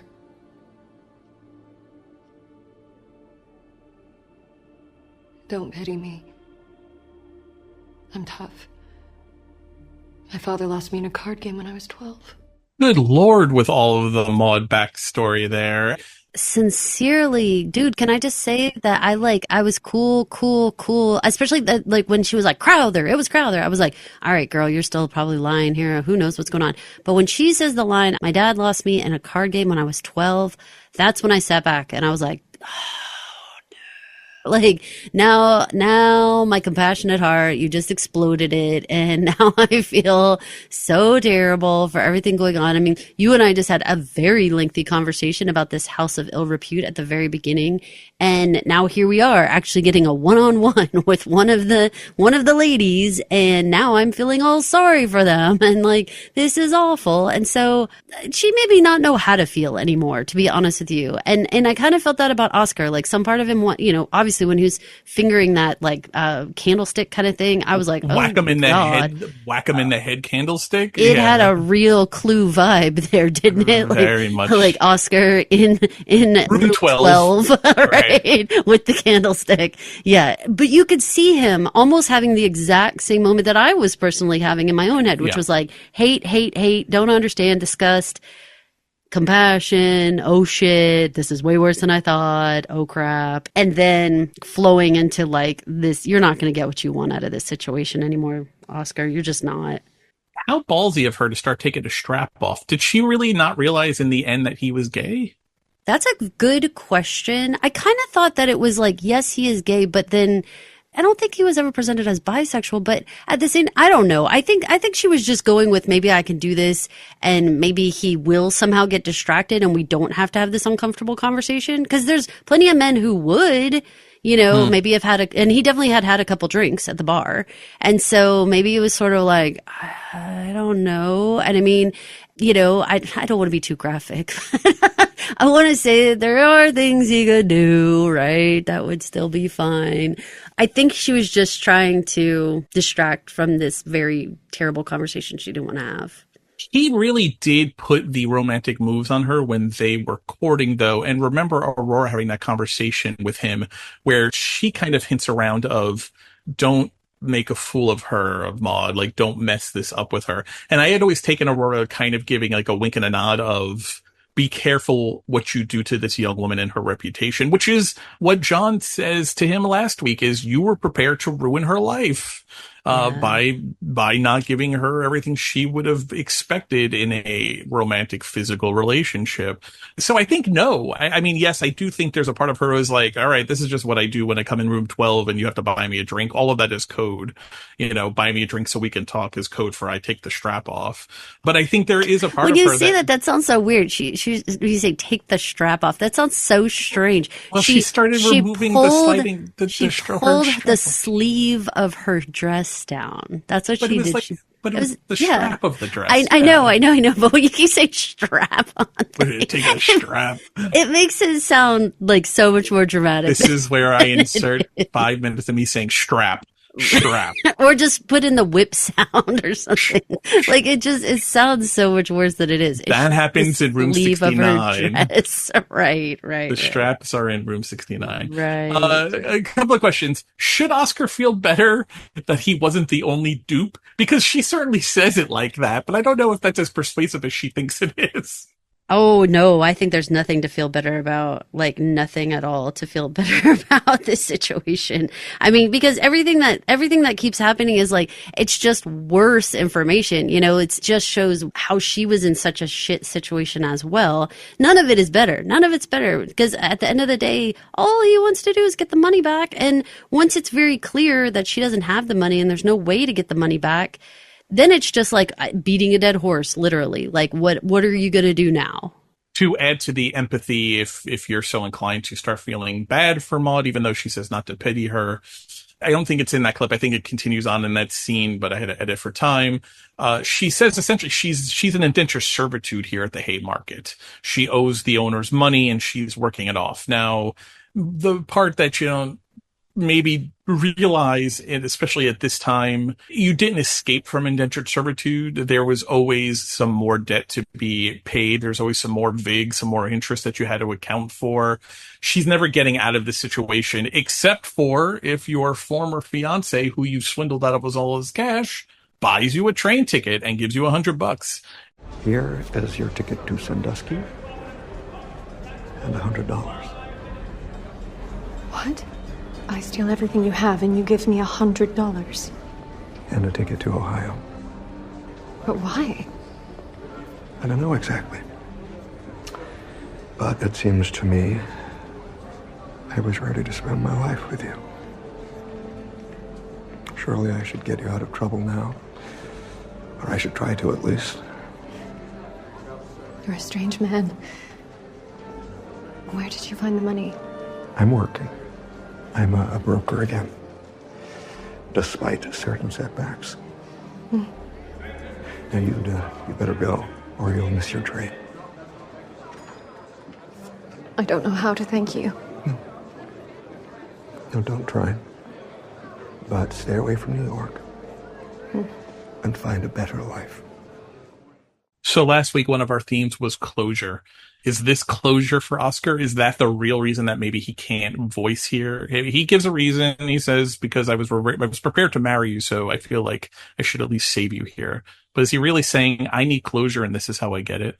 I think it's the only closure that's available. It's not ideal. It's not what anybody wants, but if you could feel like you kind of sent her away in a way, then at least his own humiliation doesn't have to continue on. Cause like there's going to be other people who see, if Larry knows who's Maud Beaton is and Larry knows, like at least she's out of their sphere of influence and he doesn't have to keep running into people who may have seen her or that type of thing. And hopefully no more stories or anything like that would continue on about her. Yeah, I think it's the best closure that he could possibly get. I thought it was very generous of him. I did look up $100 back then was like more like $3,000 now. So, I mean, it was a good amount of money he gave her, and that's the best everybody could hope for between Maud and Oscar. she seemed truly shocked. And how do Wouldn't you even you have be? this? I mean, just at the, beyond the gesture, but the actual amount. She's like, what are you, like, how do you even have money? Like, essentially, how do you have $100? You know, like I ask myself, how do I have $100 all the time? But for her, for how she left Oscar for $3,000, I didn't actually look it up, so I'm glad you did. You know, like you could see why she would be like, that's actually a decent amount of cash, especially in Sandusky, Ohio.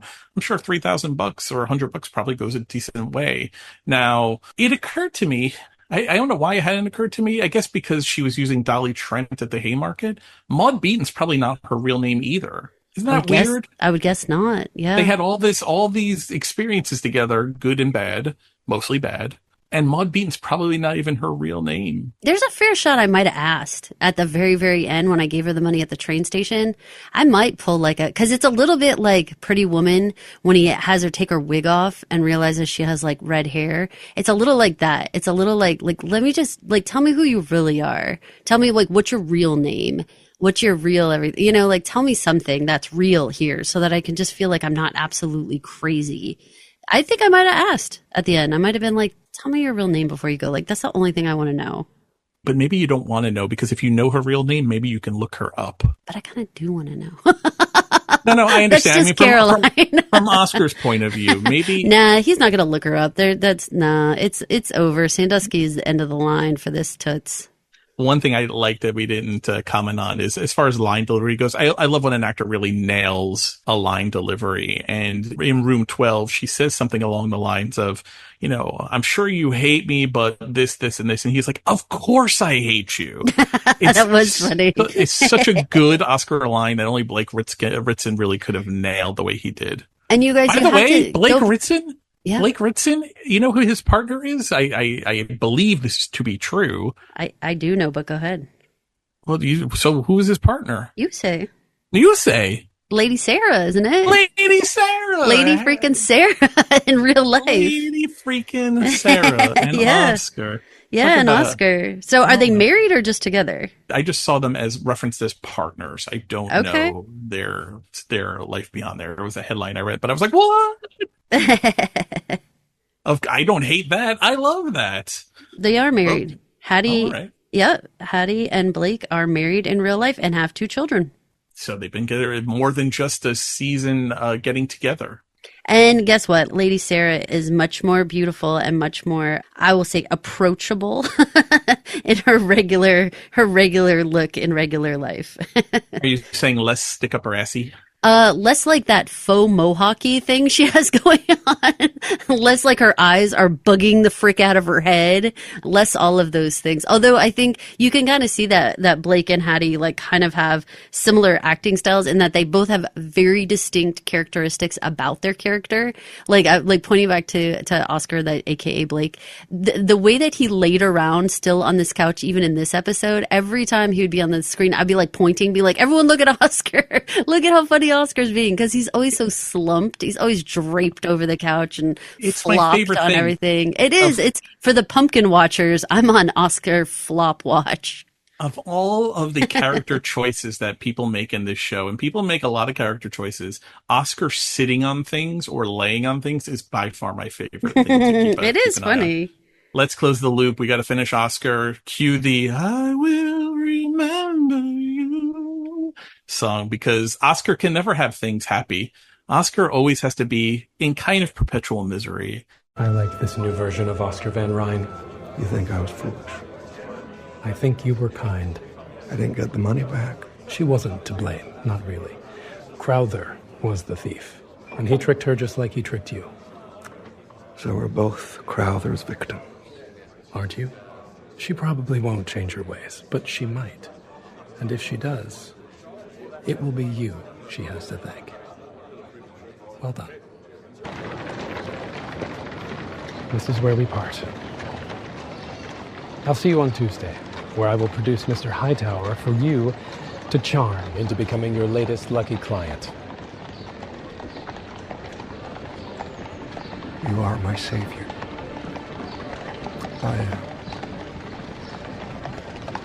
I thank you with all my heart. Bam! Drive-by fruiting. Horrible. Caroline, did this shock you to the core? You know what? So I've seen it twice.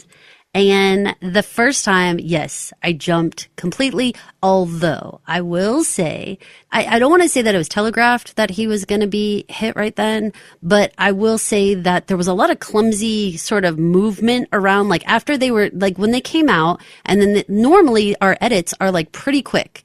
They flip like right to the next scene. And this one, they lingered and they were still sort of talking on the sidewalk, and then he was still walking away, and we were lingering too long. I mean, I know you were like, watch out, man. Like you were like feeling it, but I didn't see it coming. I didn't know what was going on, but there was something about the way that part was shot where it was like, why are we hanging around here so long? Why are we still looking at him walking away? Why is he walking into the street and looking at us? Like, it did seem wild. So I'm curious for the listeners, did you guys see it coming? Was it telegraphed to you? Was the way the camera was moving and the way that the actors were moving, did it tell you something is about to happen? Because sometimes people, when they're acting, they can actually act in like an anticipatory way that I feel like we can feel as the audience, where they're expecting the thing to happen, so you start to expect the thing to happen. And to me, at least other people I've watched this scene, that I feel like other people got it quick, and I jumped. So I'm curious if other people saw this coming or not. See, it's hard for me because I knew a death was coming. And so looking at the clock, I knew who it had to be. And so when you know that, you can see the setup. And I still jumped because it happened so quickly. If you're listening with headphones, like I often do, because I'm pulling audio, you can actually hear the chaotic hoofbeats coming a couple of seconds before John gets struck. But if you're just watching in real time, it happens so fast. It's very hard to really appreciate because it happens so quick. So it's hard to know when it's going to happen, even if you feel like something bad is going to happen. But when you watch the scene again, it's very much set up, I think, that something bad is going to happen. John says literally, this is where we part. And Oscar is just not saying thank you. He's just not saying goodbye. He's saying, you are my savior. I owe everything to you. Really, I really felt like he really wanted to kiss him in that scene. That's how I read it. That's how I read it, even watching it the first time. The body language is he wants to pull him into an embrace, romantically, but also emotionally for all John has done. John really did save him, and he's trying to convey all of that into just very simple words. But John's "this is where we part" really lingered for me. It really, really lingered for me. And at the end of the day, I liked John, and I liked John and Oscar. I liked who Oscar is when he's with John, and I'm sad to see this character go. I felt awful because John Adams is the calming, level-headed voice that Oscar needs, but we also need for the show because he did such a good job of explaining things to us, of showing an alternative idea or thought in the moment that like Oscar was freaking out or something like that. He always just had like a really good point of view that was needed, I think, for us, the audience. Like we were like, oh, okay, John, that's the way things could work. He also, like, they called him a savior, but more than that, he was such a foundation for Oscar. Like Oscar's so sporadic in his behavior and the things that he's trying to do. He was always, like how Maud described him as a greedy man and all this kind of stuff. And it was like John, the just steady John there, where he wasn't going to do anything outlandish or anything like that. It just, I don't know. I'm really miss him on the seesaw with old Oscar because he really balanced him so well. Vaya con Dios. It's sad. It's really sad. I'm not sad. I'm scared to see what happens to Oscar now. Oscar, like you said it perfectly. He needs his anchors. He needs John Adams. He doesn't just need him for the business reasons and stuff. Like he seems to be making enough money where he can get along and stuff. And he is a charming person. I really think now that he's back on his feet, I don't think he needs John that much for that purpose anymore, but he needs John for a steadying feature. He needs him, like you said, he's an anchor. He keeps Oscar from making the worst versions of Oscar decisions, Right. And we know people like that. We all know people like that. So there are people out there who, if left to their own devices, make the worst decisions. They need someone to steady them, a gentle hand on the small of the back to say, no, this way. And I feel like John maybe Oscar will go to Madame Deshkova. Maybe he can talk to him. I hope not. Don't say that. We need to turn to the Russells. We need to turn to, let's talk some George business. Russells. So, are you ready to explain why you've brought us here? Mr. Russell asks why I brought you here. The answer is simple. Mr. Russell. Or rather, Mr. Russell and the Illinois Central Line. Key to his plan for a new route between the East and West, which might spell a brighter future for America if your infighting and price-fixing weren't killing your business. As you all know, nobody holds a controlling share of the Illinois Central, so nothing can move forward. And while that lasts, the whole railroad industry will be in chaos. So, I am afraid, gentlemen, no one leaves this house until one of you owns at least 51%. JPM, when we last heard from him, had pulled his support. I remember it was the wedding day. Remember, you're going down. Ruin is all about you, man. Look around. But here, without things moving forward, it feels like JPM seeing the better of two evils. He'd rather see George own the Illinois Central, and at least things will move forward. At least things will move. As they are now, everything is in a quagmire. And JPM Morgan in real life, the real JP Morgan, one of the things he did, yes, he was a tremendous banker, but one of the things he did that made him so famous or infamous, depending on the lens you're looking through, was he was a deal maker, and he was a force deal maker. You didn't come to Cragston, which I believe this is the house they're trying to depict here. He had Cragston, which was his kind of famous summer house, and then he also had a place on Long Island. I believe this is supposed to be Cragston. You didn't come there to get gentle guidance or prodding from JP Morgan. You came there to be locked in a room until you came to a goddamn deal that he was happy with. That was JP Morgan. He made deals happen. He didn't encourage them, he forced them. And I think there's only one way, and he clearly seems to be Team George here, because he seems to agree with George that Risley Sage, together with his new partner, Clay, is not the better deal.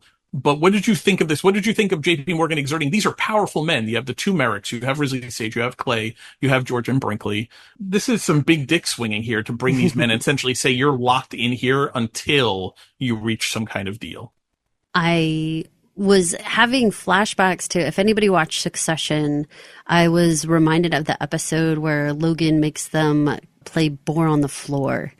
And it's such a messed up episode because it's essentially like a hazing kind of situation, but it is so intense and so freaky because there's like sausages all over the floor and the men have to get on their hands and knees, and whoever doesn't come up with a sausage is considered the mole and they're punished. And so it's messed up. Okay. It's messed up. And so that is a lot of how I was feeling. Now, obviously, that's not what was going on here. This wasn't hazing. This wasn't those types of things. But the vibe, the like having that much control over a group of fellow adult men and forcing them to do something really against all of their will. I mean, no one necessarily wanted to handle it like this, but at the same time, I mean, I appreciate that we kind of need more people in the world who will look at things big picture the way that Morgan is. That's the key to him, is that he can't stand it when things get bogged down. I feel like our whole world is bogged down right now. Everything feels like, God, why can't we invent something or create something or cure something or whatever? We're so bogged down in stuff that I get JP's pissiness of like, I'm gonna lock all of you in a room and you cure something already or invent something new or do something that makes our lives better, because I am sick of this. I get his frustration. I mean, what do you think? Would this work in now? Could you do this? Could you gather people and force them to make agreements? Would any of this work? Or was it just because oversight was so different back then? Or people were just different, I guess. I don't know. What's the right thinking when it comes to business with this? The right businessman, the right banker could still do a version of this today. It would look differently. It would be gathered differently. But the right banker with the right amount of money, even still today, could turn elbows here. It would be more civilized. It would seem much less Bore on the Floor. which I think is an excellent kind of analogy and vibe. But yeah, no, the only way through something is through something sometimes. And JP Morgan is right here. Pride is playing, listen to the Merricks, why they won't sell. It's really more out of pride and distrust that they don't really have a basis for. Risley Sage clearly has his cards on the tables. He's a guy who goes along with deals. He's someone who really is just there to make the dollar and not build. He's Jason Alexander in Pretty Woman, right? To use your analogy from before, we buy companies, we bleed them for cash, and then we break them up and sell them for profit. That's what we do. That is what we do. That's Jason Alexander. And that's Richard Gere at the beginning of the movie. At the end, he is what George is trying to sell himself as. I'm going to take your company and I'm going to make it 1,000 times better. I'm going to make it a part of history. It's going to help remake this country. The Americans don't really seem to give a shit about that. They just seem to not like George or believe him, but they also seem to really, really dislike Risley Sage, which by all accounts, I totally get. I want to play one more clip from this, which is where JP Morgan and George get Edgar in the room, which I think goes to your point you made last week about George was talking to the wrong brother when he was talking to Alfred. I think you said it perfectly. This episode, they get Edgar in the room and basically make him realize he doesn't really have a legitimate choice here other than to choose George. But I want to talk a little bit about Cragston because it was interesting and actually has a Billy Joel connection, which I can't pass up as a Billy Joel fan, as an immense Billy Joel fan. So JP Morgan's Cragston house was originally 368 acres. It was built by a guy named Wycliffe Baldwin in 1859. JP Morgan buys it in 1871 when Mr. Baldwin dies. He eventually expands the property to over 700 acres. It's up in Highland Falls, which is between where the West Point is, the U.S. Military Academy, and the town of Highland Falls. It's kind of in that area right there is where this property originally was located. It's been broken up into a lot of sub-acres since then. Anyway, the building eventually burns down in 1948. And then a new house is built over its bones. It's called Overlook on Hudson. And actually that building still stands today. It was built in the 1950s by a guy named King James Wyant. They actually used the same fireplace and bricks from Cragston to build the new building that still stands today. All of that is background to say that Billy Joel was staying in Highland Falls at one time, and that is when he wrote his iconic songs, New York State of Mind, but also he wrote my favorite Billy Joel song, Summer, Highland Falls, was built at this house, built on the bones of JP Morgan's Cragston. He also, the album Songs in the Attic, which is a collection of live songs, which also has Summer Highland Falls on it, refers to the second floor bedroom in the Overlook's main house, which is where the piano is located. And the current owners of the Overlook pay homage to Billy Joel by completing the room in wallpapering it in sheet music as part of a bed and breakfast that they run. So you can go stay in the Billy Joel room, which stands on the bones of JP Morgan's summer house, Cragston. How's that for 5 degrees or 6 degrees of JP Morgan? That's pretty exciting stuff. Wow. I love Summer Highland Falls. It is my absolute by a mile favorite Billy Joel song. So I was very excited to learn all of that news. Which do you want, Merrick? For Sage to suck the blood out of your company, or for Russell to pump life into it? You have no third option. Either you will sign the papers or show to the world that you're a fool. You have a large shareholding, but if you don't sign, it is a share of nothing. Once I have 51%, your family legacy will be safe. So you keep saying. Edgar, we need you to sign and shake on it if we are ever to be free of this logjam. Risley Sage will wake up tomorrow and find himself outflanked. Something we can all be glad of. Amen to that.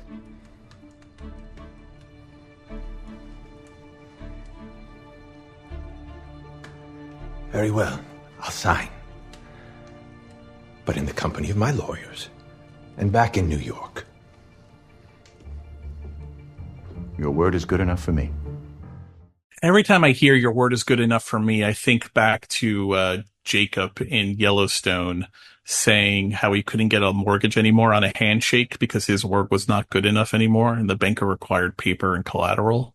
Anytime anyone says things like in a TV show, your word is good enough for me, I assume the very worst. And I definitely feel like I'm assuming the very worst right now. What's your take from this clip? Why do you think Edgar, and we saw his brother last week, they had the same exact line? They just don't believe what George is saying, that he is going to let them have a voice, that he's not going to break up the railroad the same way Risley Sage would. Where do you think that's coming from? And what do you think of him just agreeing to handshake here and not actually having the paper signed here and taking it back to New York?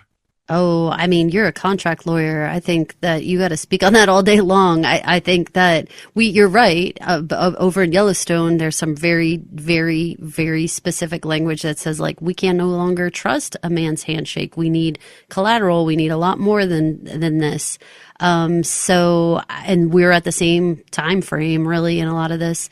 So I can see that this is a potential problem. Maybe he 100% follows through and it's no big deal at all, but this is a potential pitfall for sure. What do you think, contract lawyer? Were you barfing? No, you sign those papers. You sign those papers. Maybe you put in a clause. Maybe you give him an out or something, but you leave with some kind of ink on a page there. You know, I guess the idea that JP Morgan's in the room too, he witnesses the handshake. Maybe that puts extra pressure on Merrick, because you can't easily say we didn't agree to that, because you have JP Morgan standing there saying you did agree to that, you lying son of a bitch.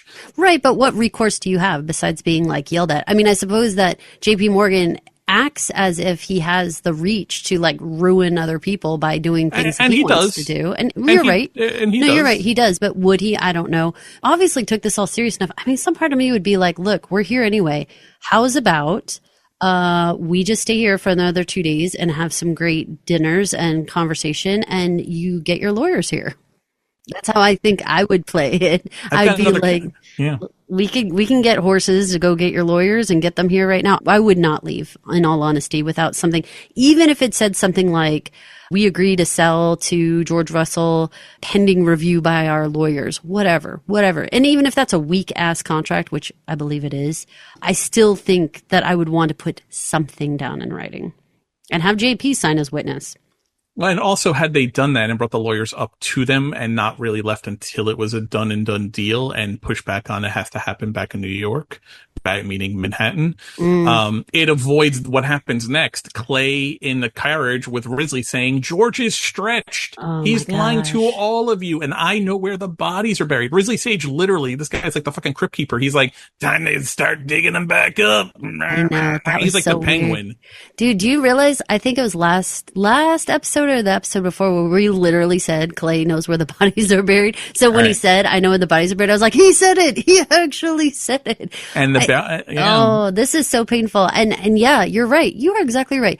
Leaving here without having something signed feels like all you're inviting is trouble. There's absolutely no good that can come of it at all. And I'm actually kind of surprised that JP allowed it to be ended that way, because he said like nobody leaves here without a done deal. And this just really isn't a done deal. It's a done-ish. It's done-ish. It's done-ish, different than done. Yeah. So I don't know. Whose responsibility was it to hold them to it? I kind of think JP, because he's the one that brought them all Morgan, together. because George is trying to make a deal there, so he gets to be magnanimous. JP Morgan, because of the way this is set up, is saying, no, we'll bring your lawyers up here. You send them a cable. We'll get them up here, and we're going to get this done now. Like, I've got more than enough food to keep you guys all here, so we're good. Yeah, and we've got other stuff. I bet you could talk about stuff amongst this group of men. I feel like you could probably have very scintillating conversation about many things around the world. That is not just like we're going to run out of things to talk about. I think you could talk about lots of stuff. I don't know how long you want to keep George and Clay in a room together at this point. But no, I agree. They could have worked out some more details and hammered out. They could have hammered out promises about the Merrick's voice in the deal. I mean, there were things they could have done while waiting for the lawyers to arrive there. But the fact is, they let this go without being a done deal. And You let Risley Sage, who's pissed off, he's pissed off.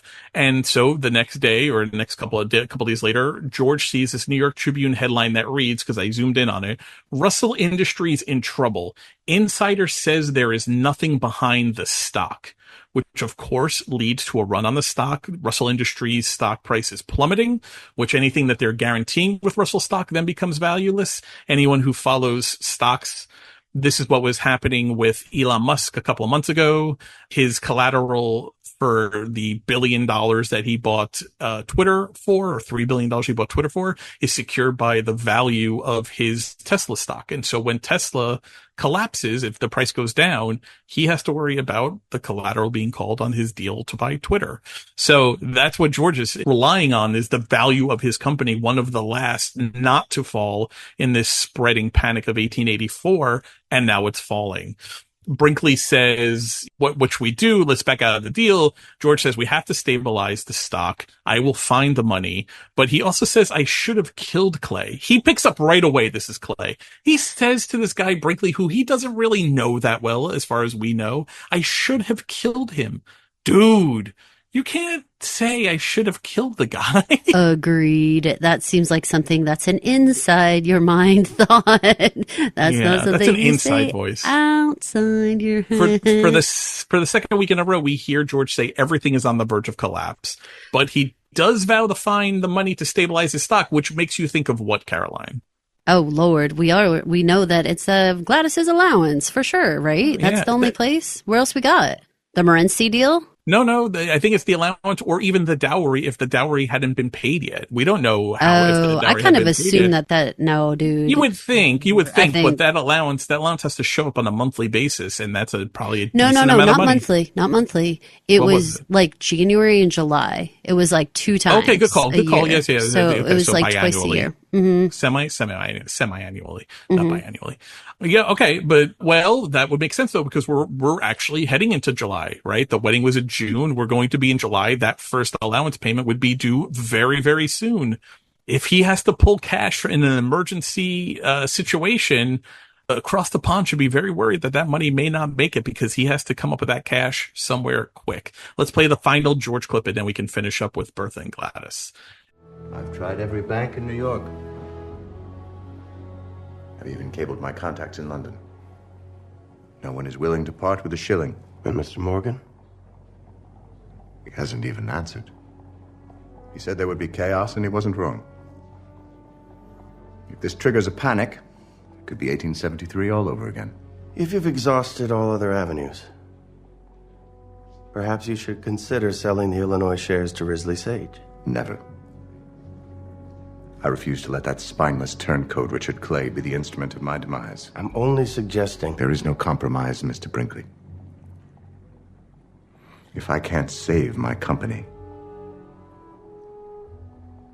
then I'll let it burn. Sure. Let it burn is an option.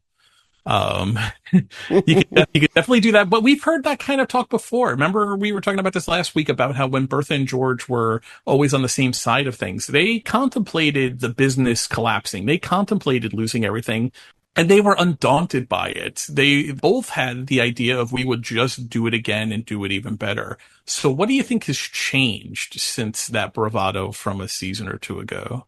Again, we're talking about acting out of anger, acting out of spite, acting out of revenge. These things are not a way to run a business.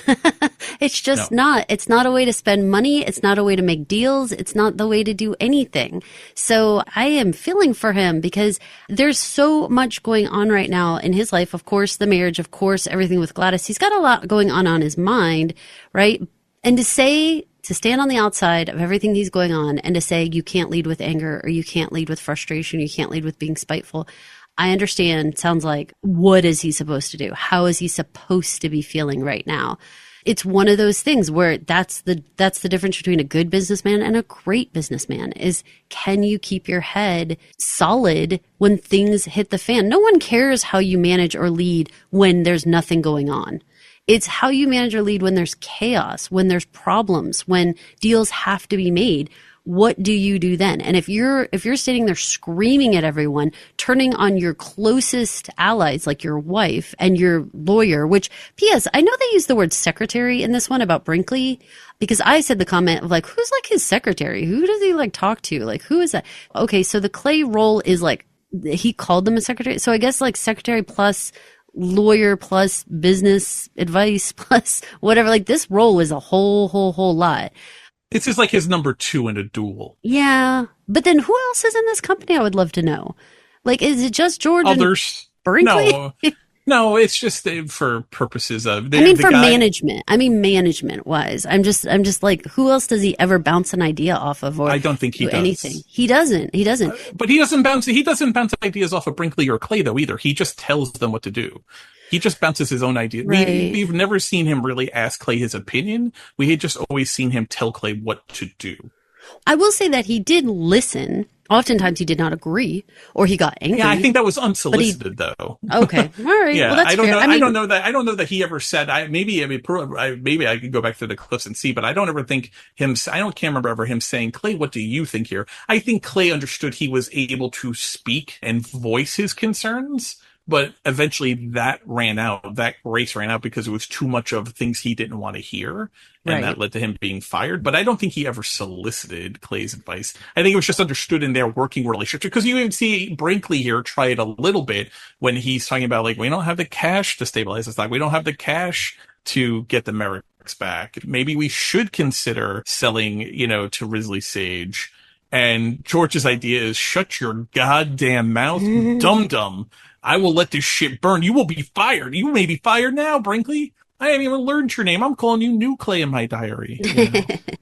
You ready to head across the pond? I am completely. I want to get your overview before we dive into this. What's your take on how Bertha plays this episode? We were rough on Bertha the last couple episodes. She's been taken in the teeth by us, by the fans, by a lot of people with how she conducted the marriage and how she metaphorically pushed Gladys down the aisle. How do you think she handled tonight? In my opinion, she got the job done. Did she do every single thing exactly the same way I would? I don't know. Probably not. But I think that she did right the ship for Gladys. Didn't just do it for her, which was super important. I mean, there was a moment there where she did speak directly to the Duke and say, like, you need to value Gladys more. You need to, pay attention to her more and that type of thing. But for the most part, she allowed Gladys the room and the encouragement to speak up for herself, which was, I think, very, very important. Lady Sarah calls it right away. The first time Gladys says anything at all, she looks at Bertha and says, like, did you put her up to this? Instantly, it was like, are you Jim Hensoning her? Or like, what is going on? So Gladys had to find places that she could speak up. And she needed that like role model moment of Bertha of poking at Lady Sarah to be like, look, this is how it's done. Poke at her. This is how you do it. Honestly, overall, Bertha did a good job and was actually a very good mom to Gladys. And for once, oh my God, I have to tell you, I was getting real like do not start Gladys when she was starting to kind of bicker with Bertha when she first got there and they had their kind of first conversation. I was like, are you serious? Oh, that's it. We're going to play that clip. Yeah. Yeah, that's fine. But is this going to be like I don't want this to be New York 2.0. I don't want this to be like bickering in another country. Like, we don't need this. So I was really super happy when she turned on that and was like, I learned more from you than I learned from Dad.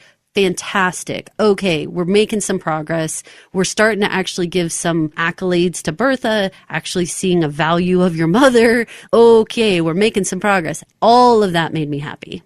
I think this is the best Bertha episode made in a long time. Definitely this season. I think maybe even back to middle of season 2 when she was really orchestrating the opera wars. This is the Bertha that gets shit done without burning everything down or destroying things along the way. Because, and you nailed it on the head, she wasn't doing it. She was giving advice to Gladys and telling Gladys to do it. And Gladys took it and ran with it and really put her own spin on it. She put words to it. She put inflection to it that was Gladys's own. Because Bertha would have said it differently. Bertha would have had a different timbre and a different tone. Bertha does stand up for herself a little bit. She does push back a little bit herself to Lady Sarah. But all the good stuff, the stuff that really makes ground with Hector, the stuff that makes ground against Lady Sarah, all of that makes her ingratiated to the people of the estate and to Mr. or Lord Milmady, who's there, who I love that guy. He's fantastic. He's kind of like her like silent cheerleader at the dinners, and he's the one who saved her and grabbed her arm from being embarrassed last week. He is my absolute favorite right now. Yeah. He is my absolute favorite. When he looks at her and he was like, well done. When he puts his arm out and like provides the arm to take, oh my God, that is the person everyone should strive to be. You see someone struggling there for a minute, you step in, you put your arm out like, oh, every time that man would do anything, I was like, he's my favorite. This man's my favorite. Lord Mildmay, I need to say, because I forgot to say this last week when I first saw him, is played by Michael Caputo. So check him out. He's in the credits. That is Lord Mildmay. I agree with you. He was my favorite last week, the way he saved her arm when she was being embarrassed when Lady Sarah grabs Hector's arm to go into the dinner. He literally leaps forward and offers his arm. But when he bows, like, well done to her in this episode, like, all of that stuff. I love it. And he seems to genuinely be interested in her. We're going to get to a couple of clips that have him. But right now, I want to play this first one because this was interesting to me because in a show that sometimes can be hit or miss with giving you backstory, especially on ancillary characters, and I think Hector is still kind of more of an ancillary character, we got some interesting and I think meaningful backstory on Hector in this episode. Let's take a listen. Do your maid and Lady Sarah always choose your clothes? Usually. Why does he put up with her? Hector's parents died young, but they weren't much interested in him anyway. All his life he's followed his sister's orders, and he sees no reason to change now. Aren't you a reason? Mother, you wanted your daughter to be a duchess. You can't talk now as if your chief goal was for me to be happily married. Of course I want you to be happy. Or at the very least to be properly treated. Can't Hector see that? Why would he? The house runs smoothly. She knows how he likes things done. Why make trouble? Some of the house feels a little bleak to me. Hector says they've sold everything good except the portraits. And now they can afford to buy them back, thanks to you. Make sure he remembers your role in his family's redemption and acts accordingly. If you want to cook an omelette, you have to learn to break a few eggs. Says the woman who hasn't cooked an omelette in 20 years. I may not have made an omelette, but I have made a future. And I'm here to help you do the same. I'm forever going to laugh at Bertha trying to play I Want You to Be Happy card, and I'm glad that Gladys calls her on it. This was something where I'm glad Gladys did push back a little bit and say, you wanted to be a duchess. Me being happy was not your primary concern. You just hoped that would happen along the way. Fair from Gladys, or is that too much childish pushing back, do you think? Well, like I said, I like when she first started going in on stuff like that, I was like, because I just didn't want to go back to exactly the same conversations that we just left in New York. I didn't want to retread that ground. Do I think she was warranted like one last dig? Sure, go for it. Get one last dig on your mom. Fine, done. Now, hopefully she saw the value of her mother and she saw like that this is like, you know, she can control more of her life. And I hope she finally finds like the respect for her mom and the understanding that there was something here that I was missing and it's worth it for me to like take another look. On the heels of Andre, Frenchie, telling Bertha that she hears it from the maids that Lady Sarah is actively trying to wear down Gladys and train her like a puppy. That's a quote.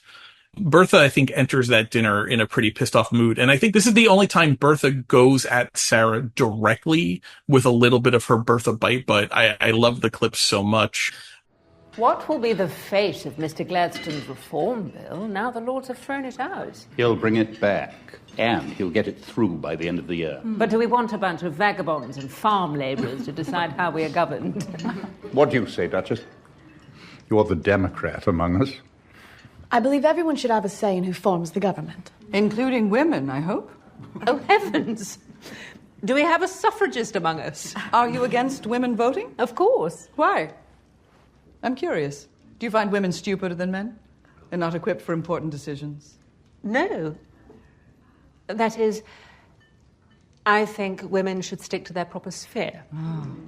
Then should the Queen have stuck to her proper sphere? And refused the crown? Bertha, I think we must go easy on my poor sister.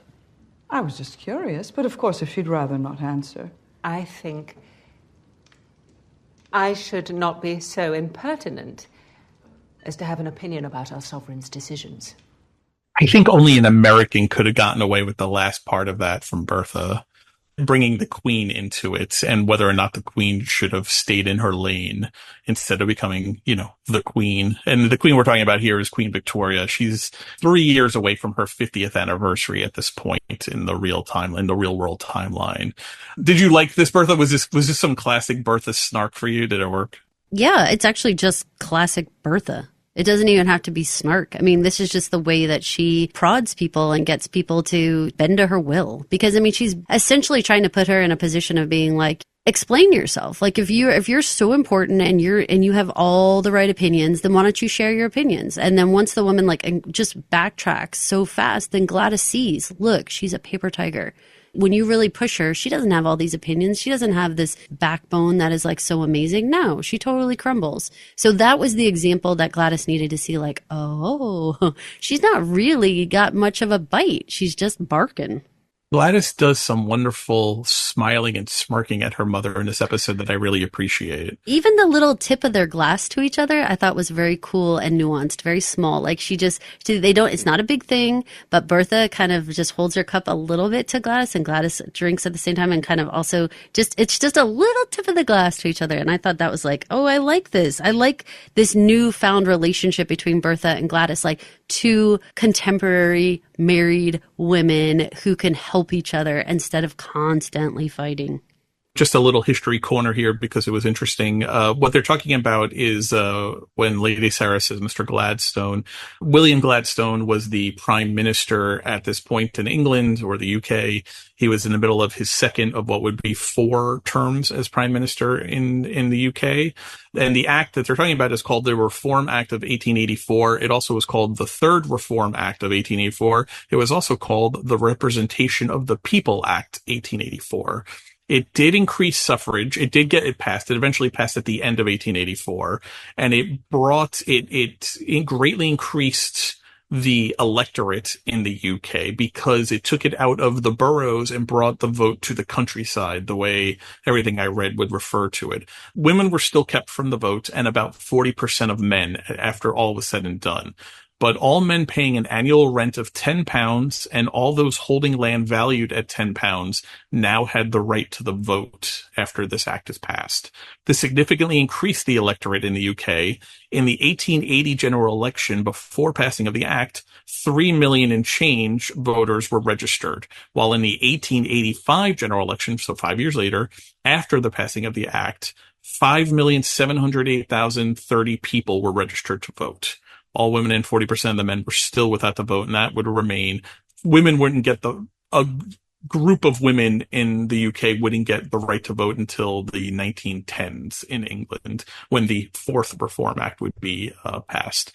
But that is an increase of 2.7 million people in the electorate were given the right to vote via the passing of this bill that they're talking about, where Gladys says that I think all people should have the right to help form the government. And while women aren't part of it, it did greatly increase participation of the people of the UK. So, I mean, how could you not like that vote? I think Bertha really shines. She shines in all these clips. I really like all these clips. This is what you were talking about, how Bertha doesn't do it herself. She gives the advice to Gladys and then sets Gladys off to go do it. You'd better watch out. You made a fool of Sarah last night. Good. I was glad he didn't defend her. Hector never says anything, either to defend or attack. He's a frightened man. You must convince him his welfare is as safe in your hands as it is in hers. How? You're not a fool, Gladys. Show an interest in the estate. Show an interest in him. In this setup, you outrank Lady Sarah. Just make sure everyone knows it. I wish she'd give up on me and go. The only person to make her go is Hector. That is what you must work on. Your father is a businessman. You know how to manage events. If I do, I learned it from you, and not from Father. Then put it to good use. Make him love you. Make him value you. That is the answer, but only you can do it. I can't. And now I'm going to my room. It's good advice. It seems like simple advice. When you hear it, be like, yeah, of course. But I think it was great advice for Bertha to say to Gladys, and again, feels like something, man, why didn't you say this back in New York when you were trying to get them to like each other? But she wasn't, actually, I guess, right? That was the point. She was trying to keep them apart so they couldn't figure out if they liked each other or not. Right. But Gladys was so against Hector and your Duke. If you had given this advice of try to get to know him and show interest in him and in his estate, of course, right? This advice makes sense, of course. I think it's very good advice, and it's something that needs to be said. I don't know quite the words about make him love you.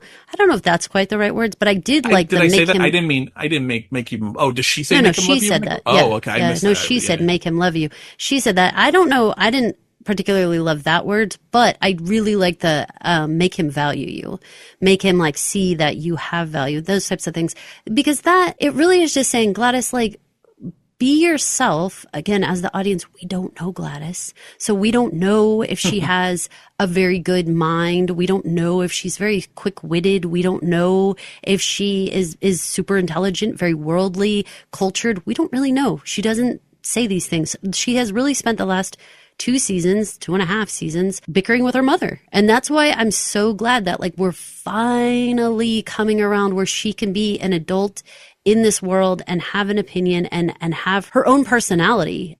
To our listener's point at the very, very beginning of this with the question about like having narcissistic parents, is it possible that she was never going to be able to form a personality until she got out of there and was able to start kind of figuring it out for herself? But here's the only snag in that. She didn't really figure it out for herself. She still needed someone to come in and tell her how to behave, tell her what to do, and I give her all the credit in the world for actually picking up the reins and doing it, because she could have been given all this advice and it could have just gone into the void, you know, because it seems like that's a lot of what we've done with Gladys. They're talking to the brick wall about anything.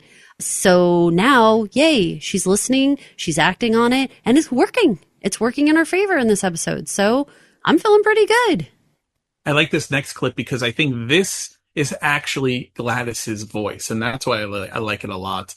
The setup for it is Gladys had been talking to Mr. Milne about her touring the properties. I also liked in that clip, too, telling Hector, and Hector thinks it's a wonderful idea. You see Hector warming to, oh, I have a wife. I have a wife who's not my sister, who cares and is interested in, and why wouldn't I want to spend time with this woman versus my sister who I've had to listen to my entire life?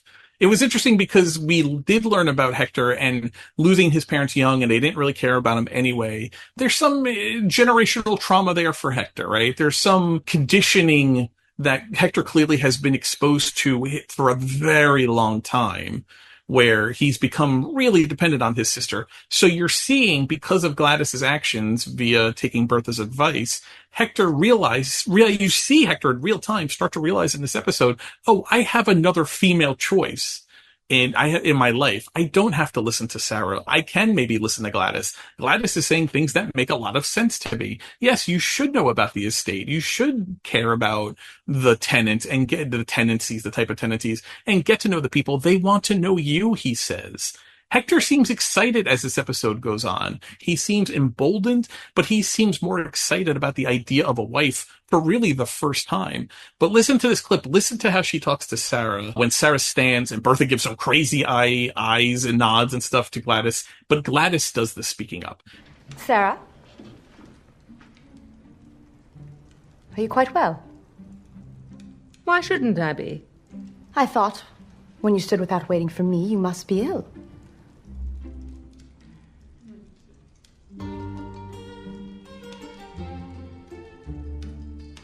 I'm so glad if I was wrong.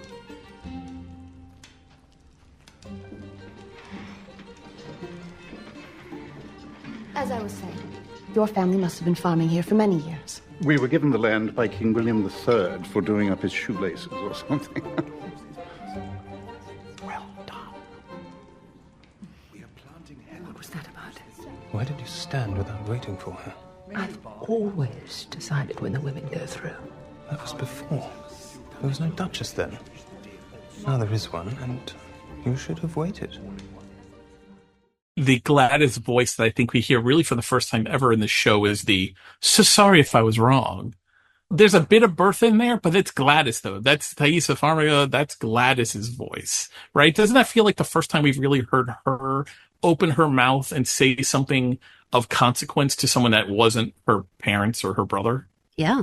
And it was like far overdue. I was so ready for this. I'm so ready for this new version of Gladys where she gets to be an adult, a married woman, head of household, all the things. Like, I want to see her grow into this position. And I think this is a very promising episode for her. Just as a little bit of history, you heard Mr. Mildmay say that he believes they were given the land for doing up William III's laces or some such, which is a very funny comment to be granted land. But the William III is actually William of Orange, or some people know them better as William and Mary. They were co-rulers of England. They were the second to last of the Stuart dynasty. Eventually, Anne would be the final Stuart, and then the Hanovers would take over. William IV is the first Hanover, and he is the one who gave them the land to build the house that Sidmouth Castle, sits on. So there's a whole bunch of Williams there going back well into British history. All of that, even in 1884, were hundreds of years old, but still pretty interesting nonetheless. Did you hear and do you agree or not about Hector being emboldened, right? There is a Duchess now, and you should have waited. Another weak man, right? Hector in so many ways is one of the men that we see in this show who needs to be led by a strong woman. And the only strong woman he's ever really had is Lady Sarah. But now he has Gladys, and Gladys is showing, oh, maybe she can be strong. Clearly it was the thing that drew him to Bertha, because Bertha is a strong woman. So do you hear him being emboldened himself?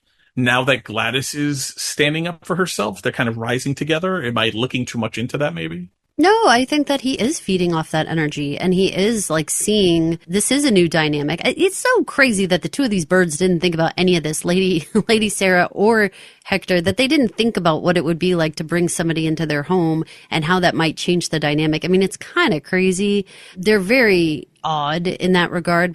Some people might say, oh, Caroline, they were just going to, steamroll over her and take her for her money in the end. Okay, I totally get that. And that's fine. It doesn't make great TV. So I'm happy that she is fighting back and trying to make herself a space. And I think that Hector really has no, yes, he could just be a jerk and sort of just roll over and do whatever Sarah says, but I think he wants to be head of the house. I think he wants to have this position. I think he is keen on the rules, and Lady Sarah's not following the rules as having a Duchess in this house. So I'm really happy that this is all changing and that Hector is coming right along with. Just to correct my British history there, because I'm not sure if I said it correctly, but William IV was not the first Hanover. He was the second to last Hanover. After him, he was only king for 6 years, and then after he dies, Victoria becomes the queen, and she will rule for some 63 years, and after her begins the German reign, the end of the Hanovers, and you have the Saxon Coburg and Gotha reign, which would eventually become the Windsors that we know today. Anyway, so William IV is the end of the Hanover line, not the beginning of it, if I said it wrong. Time has come for Bertha to leave, and you already hinted at this a little bit. Bertha now gives some advice to Hector directly, which I feel like their relationship had been set up over the last 2 seasons, or last season and a half now, where she can speak to him this way, but it's really advice that I hope he does remember and does take to heart. Gladys will miss you. She's loved having you here. Try to value her, Hector. She has a good heart and a good mind, and she can help you in many ways. I'm sure that's true. But let her see that this is her house now, yours and hers. Sarah doesn't mean any harm. She may not, but she causes it. Face her down now and she'll be fine. Leave the reins in her hands and misery lies ahead. I'll do my best. Your best is all that I ask. And if I were you, I'd get Adelheid back as her maid. I'll see what I can do. There you are. The carriage is waiting. Will Gladys go to the station with you? Or might it be best to get the sobbing done first? I think Gladys should decide where she wants to say goodbye. Don't you agree, Hector? I certainly do. Strong women embolden Hector. That's all he needs. He just needs I don't want to say the right woman because that's objective, but from our point of view, the right women to embolden him, and then he will stand up and he will take the reign. Even the interesting, you should get Adelheid back, and he says, I'll do the best I can. Such a difference. Last week we said, I'll do the best I can. Larry says to George says, I need more than that. Here, Hector says to Bertha at the end of this episode, I'll do the best I can, and she says, that's all I can ask for. I think that's amazing. And I think that's a really good little segue over to Lair, actually. It is. We have Bertha. She gets in. She tells her daughter that she's so proud of the woman that she's becoming. So remember who you are, which made me laugh because that is what Mufasa the Cloud says to Simba in Lion King. So I heard Bertha saying that in James Earl Jones' voice, like, remember who you are. Anyway. I have a bracelet from my mom that says, straighten your crown and remember who you are. I love that. Okay, yeah, so let's go to Morenci. We see Larry finally show up in Arizona, which is funny because his mother said that she would be in England and be fixing things before he stepped foot in Morenci. And she was probably correct, or pretty spot on, as it turns out. He meets Seth Dawson, the metallurgist. Turns out the prior miners didn't have the correct research. They weren't digging in the right place. This guy, Seth Dawson, though, he has already found one shaft with enough first-rate copper to last for a century or more. Tells Larry unequivocally, buy all of the mines, make all of the deals, make it generous so you don't have troubles down the road.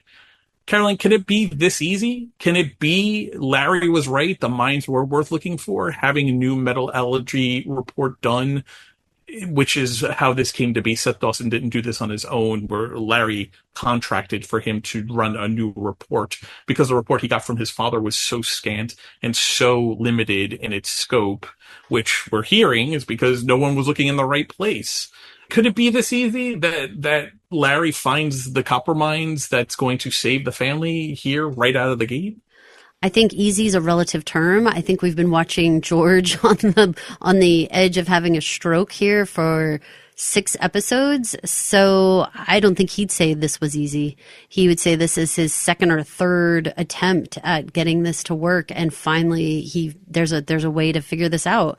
So I think Larry was smart in order to actually ask these questions, figure out where Clay went wrong, and continue to do some more research and figure out an angle. And he did it. And I'm super proud of Larry for this, for all of the potential red flags we had with him doing the Jack biz. I have no concerns that he's going to do anything wrong here. I don't know why that's true. I don't know why I feel that way, but I'm feeling okay about all this. I'm feeling like he did a good job and he figured it out. In the same way we were complimenting him for asking the right questions when he was sitting across from his father, from what's in it for me to what did Clay fail at to asking about the mines, here is the conclusion of that. He took gumption. He saw what his father provided him. He said it wasn't sufficient. He had it done again, and now it may bear fruit. That is someone who, within the scope of your assignment, exceeds at it, which is the best balancing act you can be if you're going to be successful in these kinds of endeavors.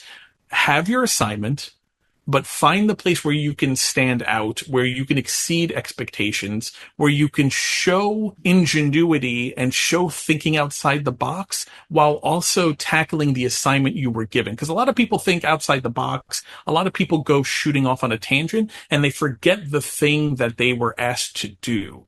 And no one gives a shit if you thought outside the box or you were recreating, or creating the next best thing if you forgot to do the assignment you were originally given, right? You need to do that as well as make a mark for yourself and distinguish yourself. And from what I'm seeing here in this episode, Larry is doing both. He is a Morenci. This guy is telling him, go get the mines, whatever it takes, get the mines, because as the fruit being born from Larry doing the work of thinking outside the box that his father did not want to think outside the box for. Right? I'm very happy with everything I'm seeing from Larry here.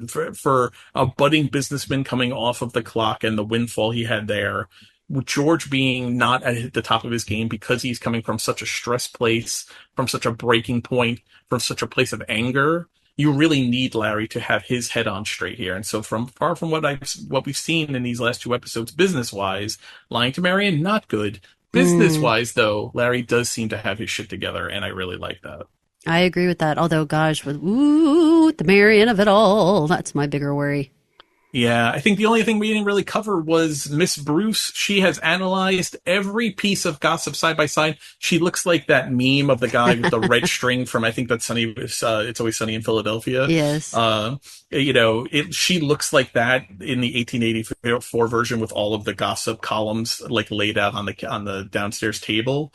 We've seen that table too, which is wild. And she deduces it has to be Frenchie, it has to be Miss Andre. She has to be the leak. When you look at all of the different storylines and all of the threads, Miss Andre is the only one who would possibly be present through all of those events, which this feels like maybe we're reaching a conclusion. Obviously, Miss Andre's not there to defend herself or be confronted. Obviously, they're going to have to talk to Church, which they don't do here. They say, we're going to have to bring it to Church. And if Church agrees, then we have to tackle Miss Andre when she returns, which along the lines of George saying he should have killed Clay, the idea of Borden and Bruce tackling Miss Andre sounds a lot of fun. And I'm looking forward to seeing that happen. There was something interesting about this, though, and I don't know if you caught it in the clip, or listeners, I don't know if you guys caught this, in that scene where Bertha is about to give her final advice to Hector. She catches Andre lingering in the hallway, and she turns with a puzzled look, and she's like, what? What, Andre? And Andre covers, she says, the cases are just in the car.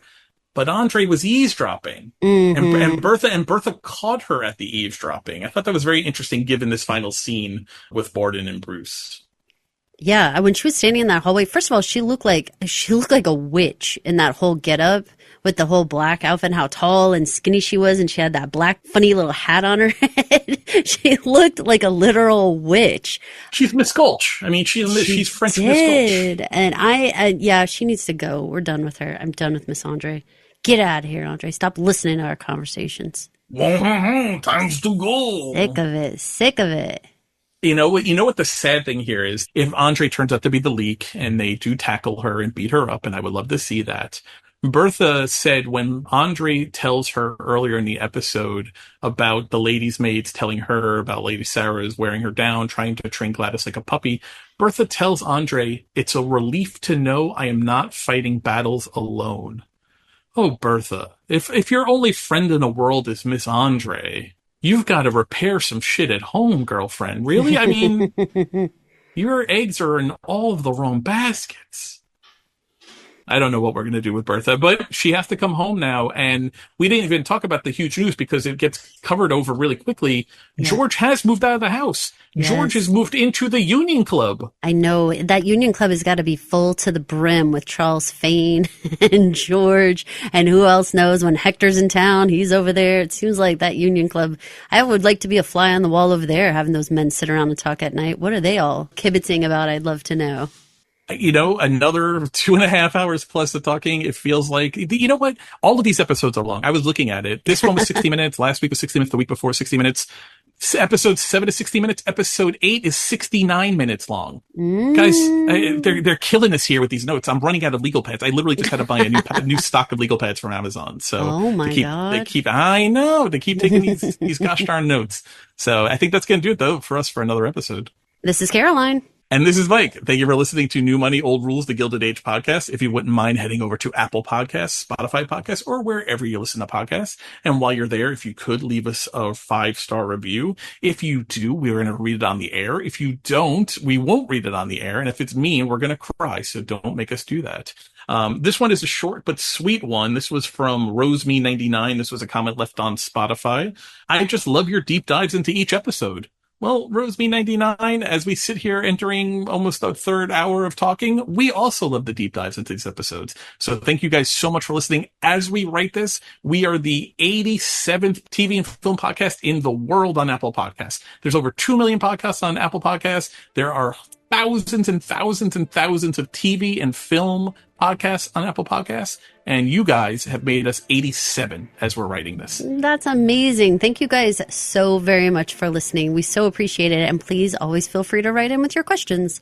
Thanks so much for listening. Thank you for listening. This has been an original Pod Clubhouse production. Pod Clubhouse is a podcast network dedicated to encouraging collaboration among podcasters and friends to bring a fresh voice and diverse perspective on a wide array of content. Please visit and leave a comment for us at podclubhouse.com. Rate, review, and subscribe to our podcast feeds on Apple Podcasts. Follow us on Twitter, Instagram, and Facebook. You can find us at Pod Clubhouse. Our DMs are always open, and we'd love to hear from you. Pod Clubhouse.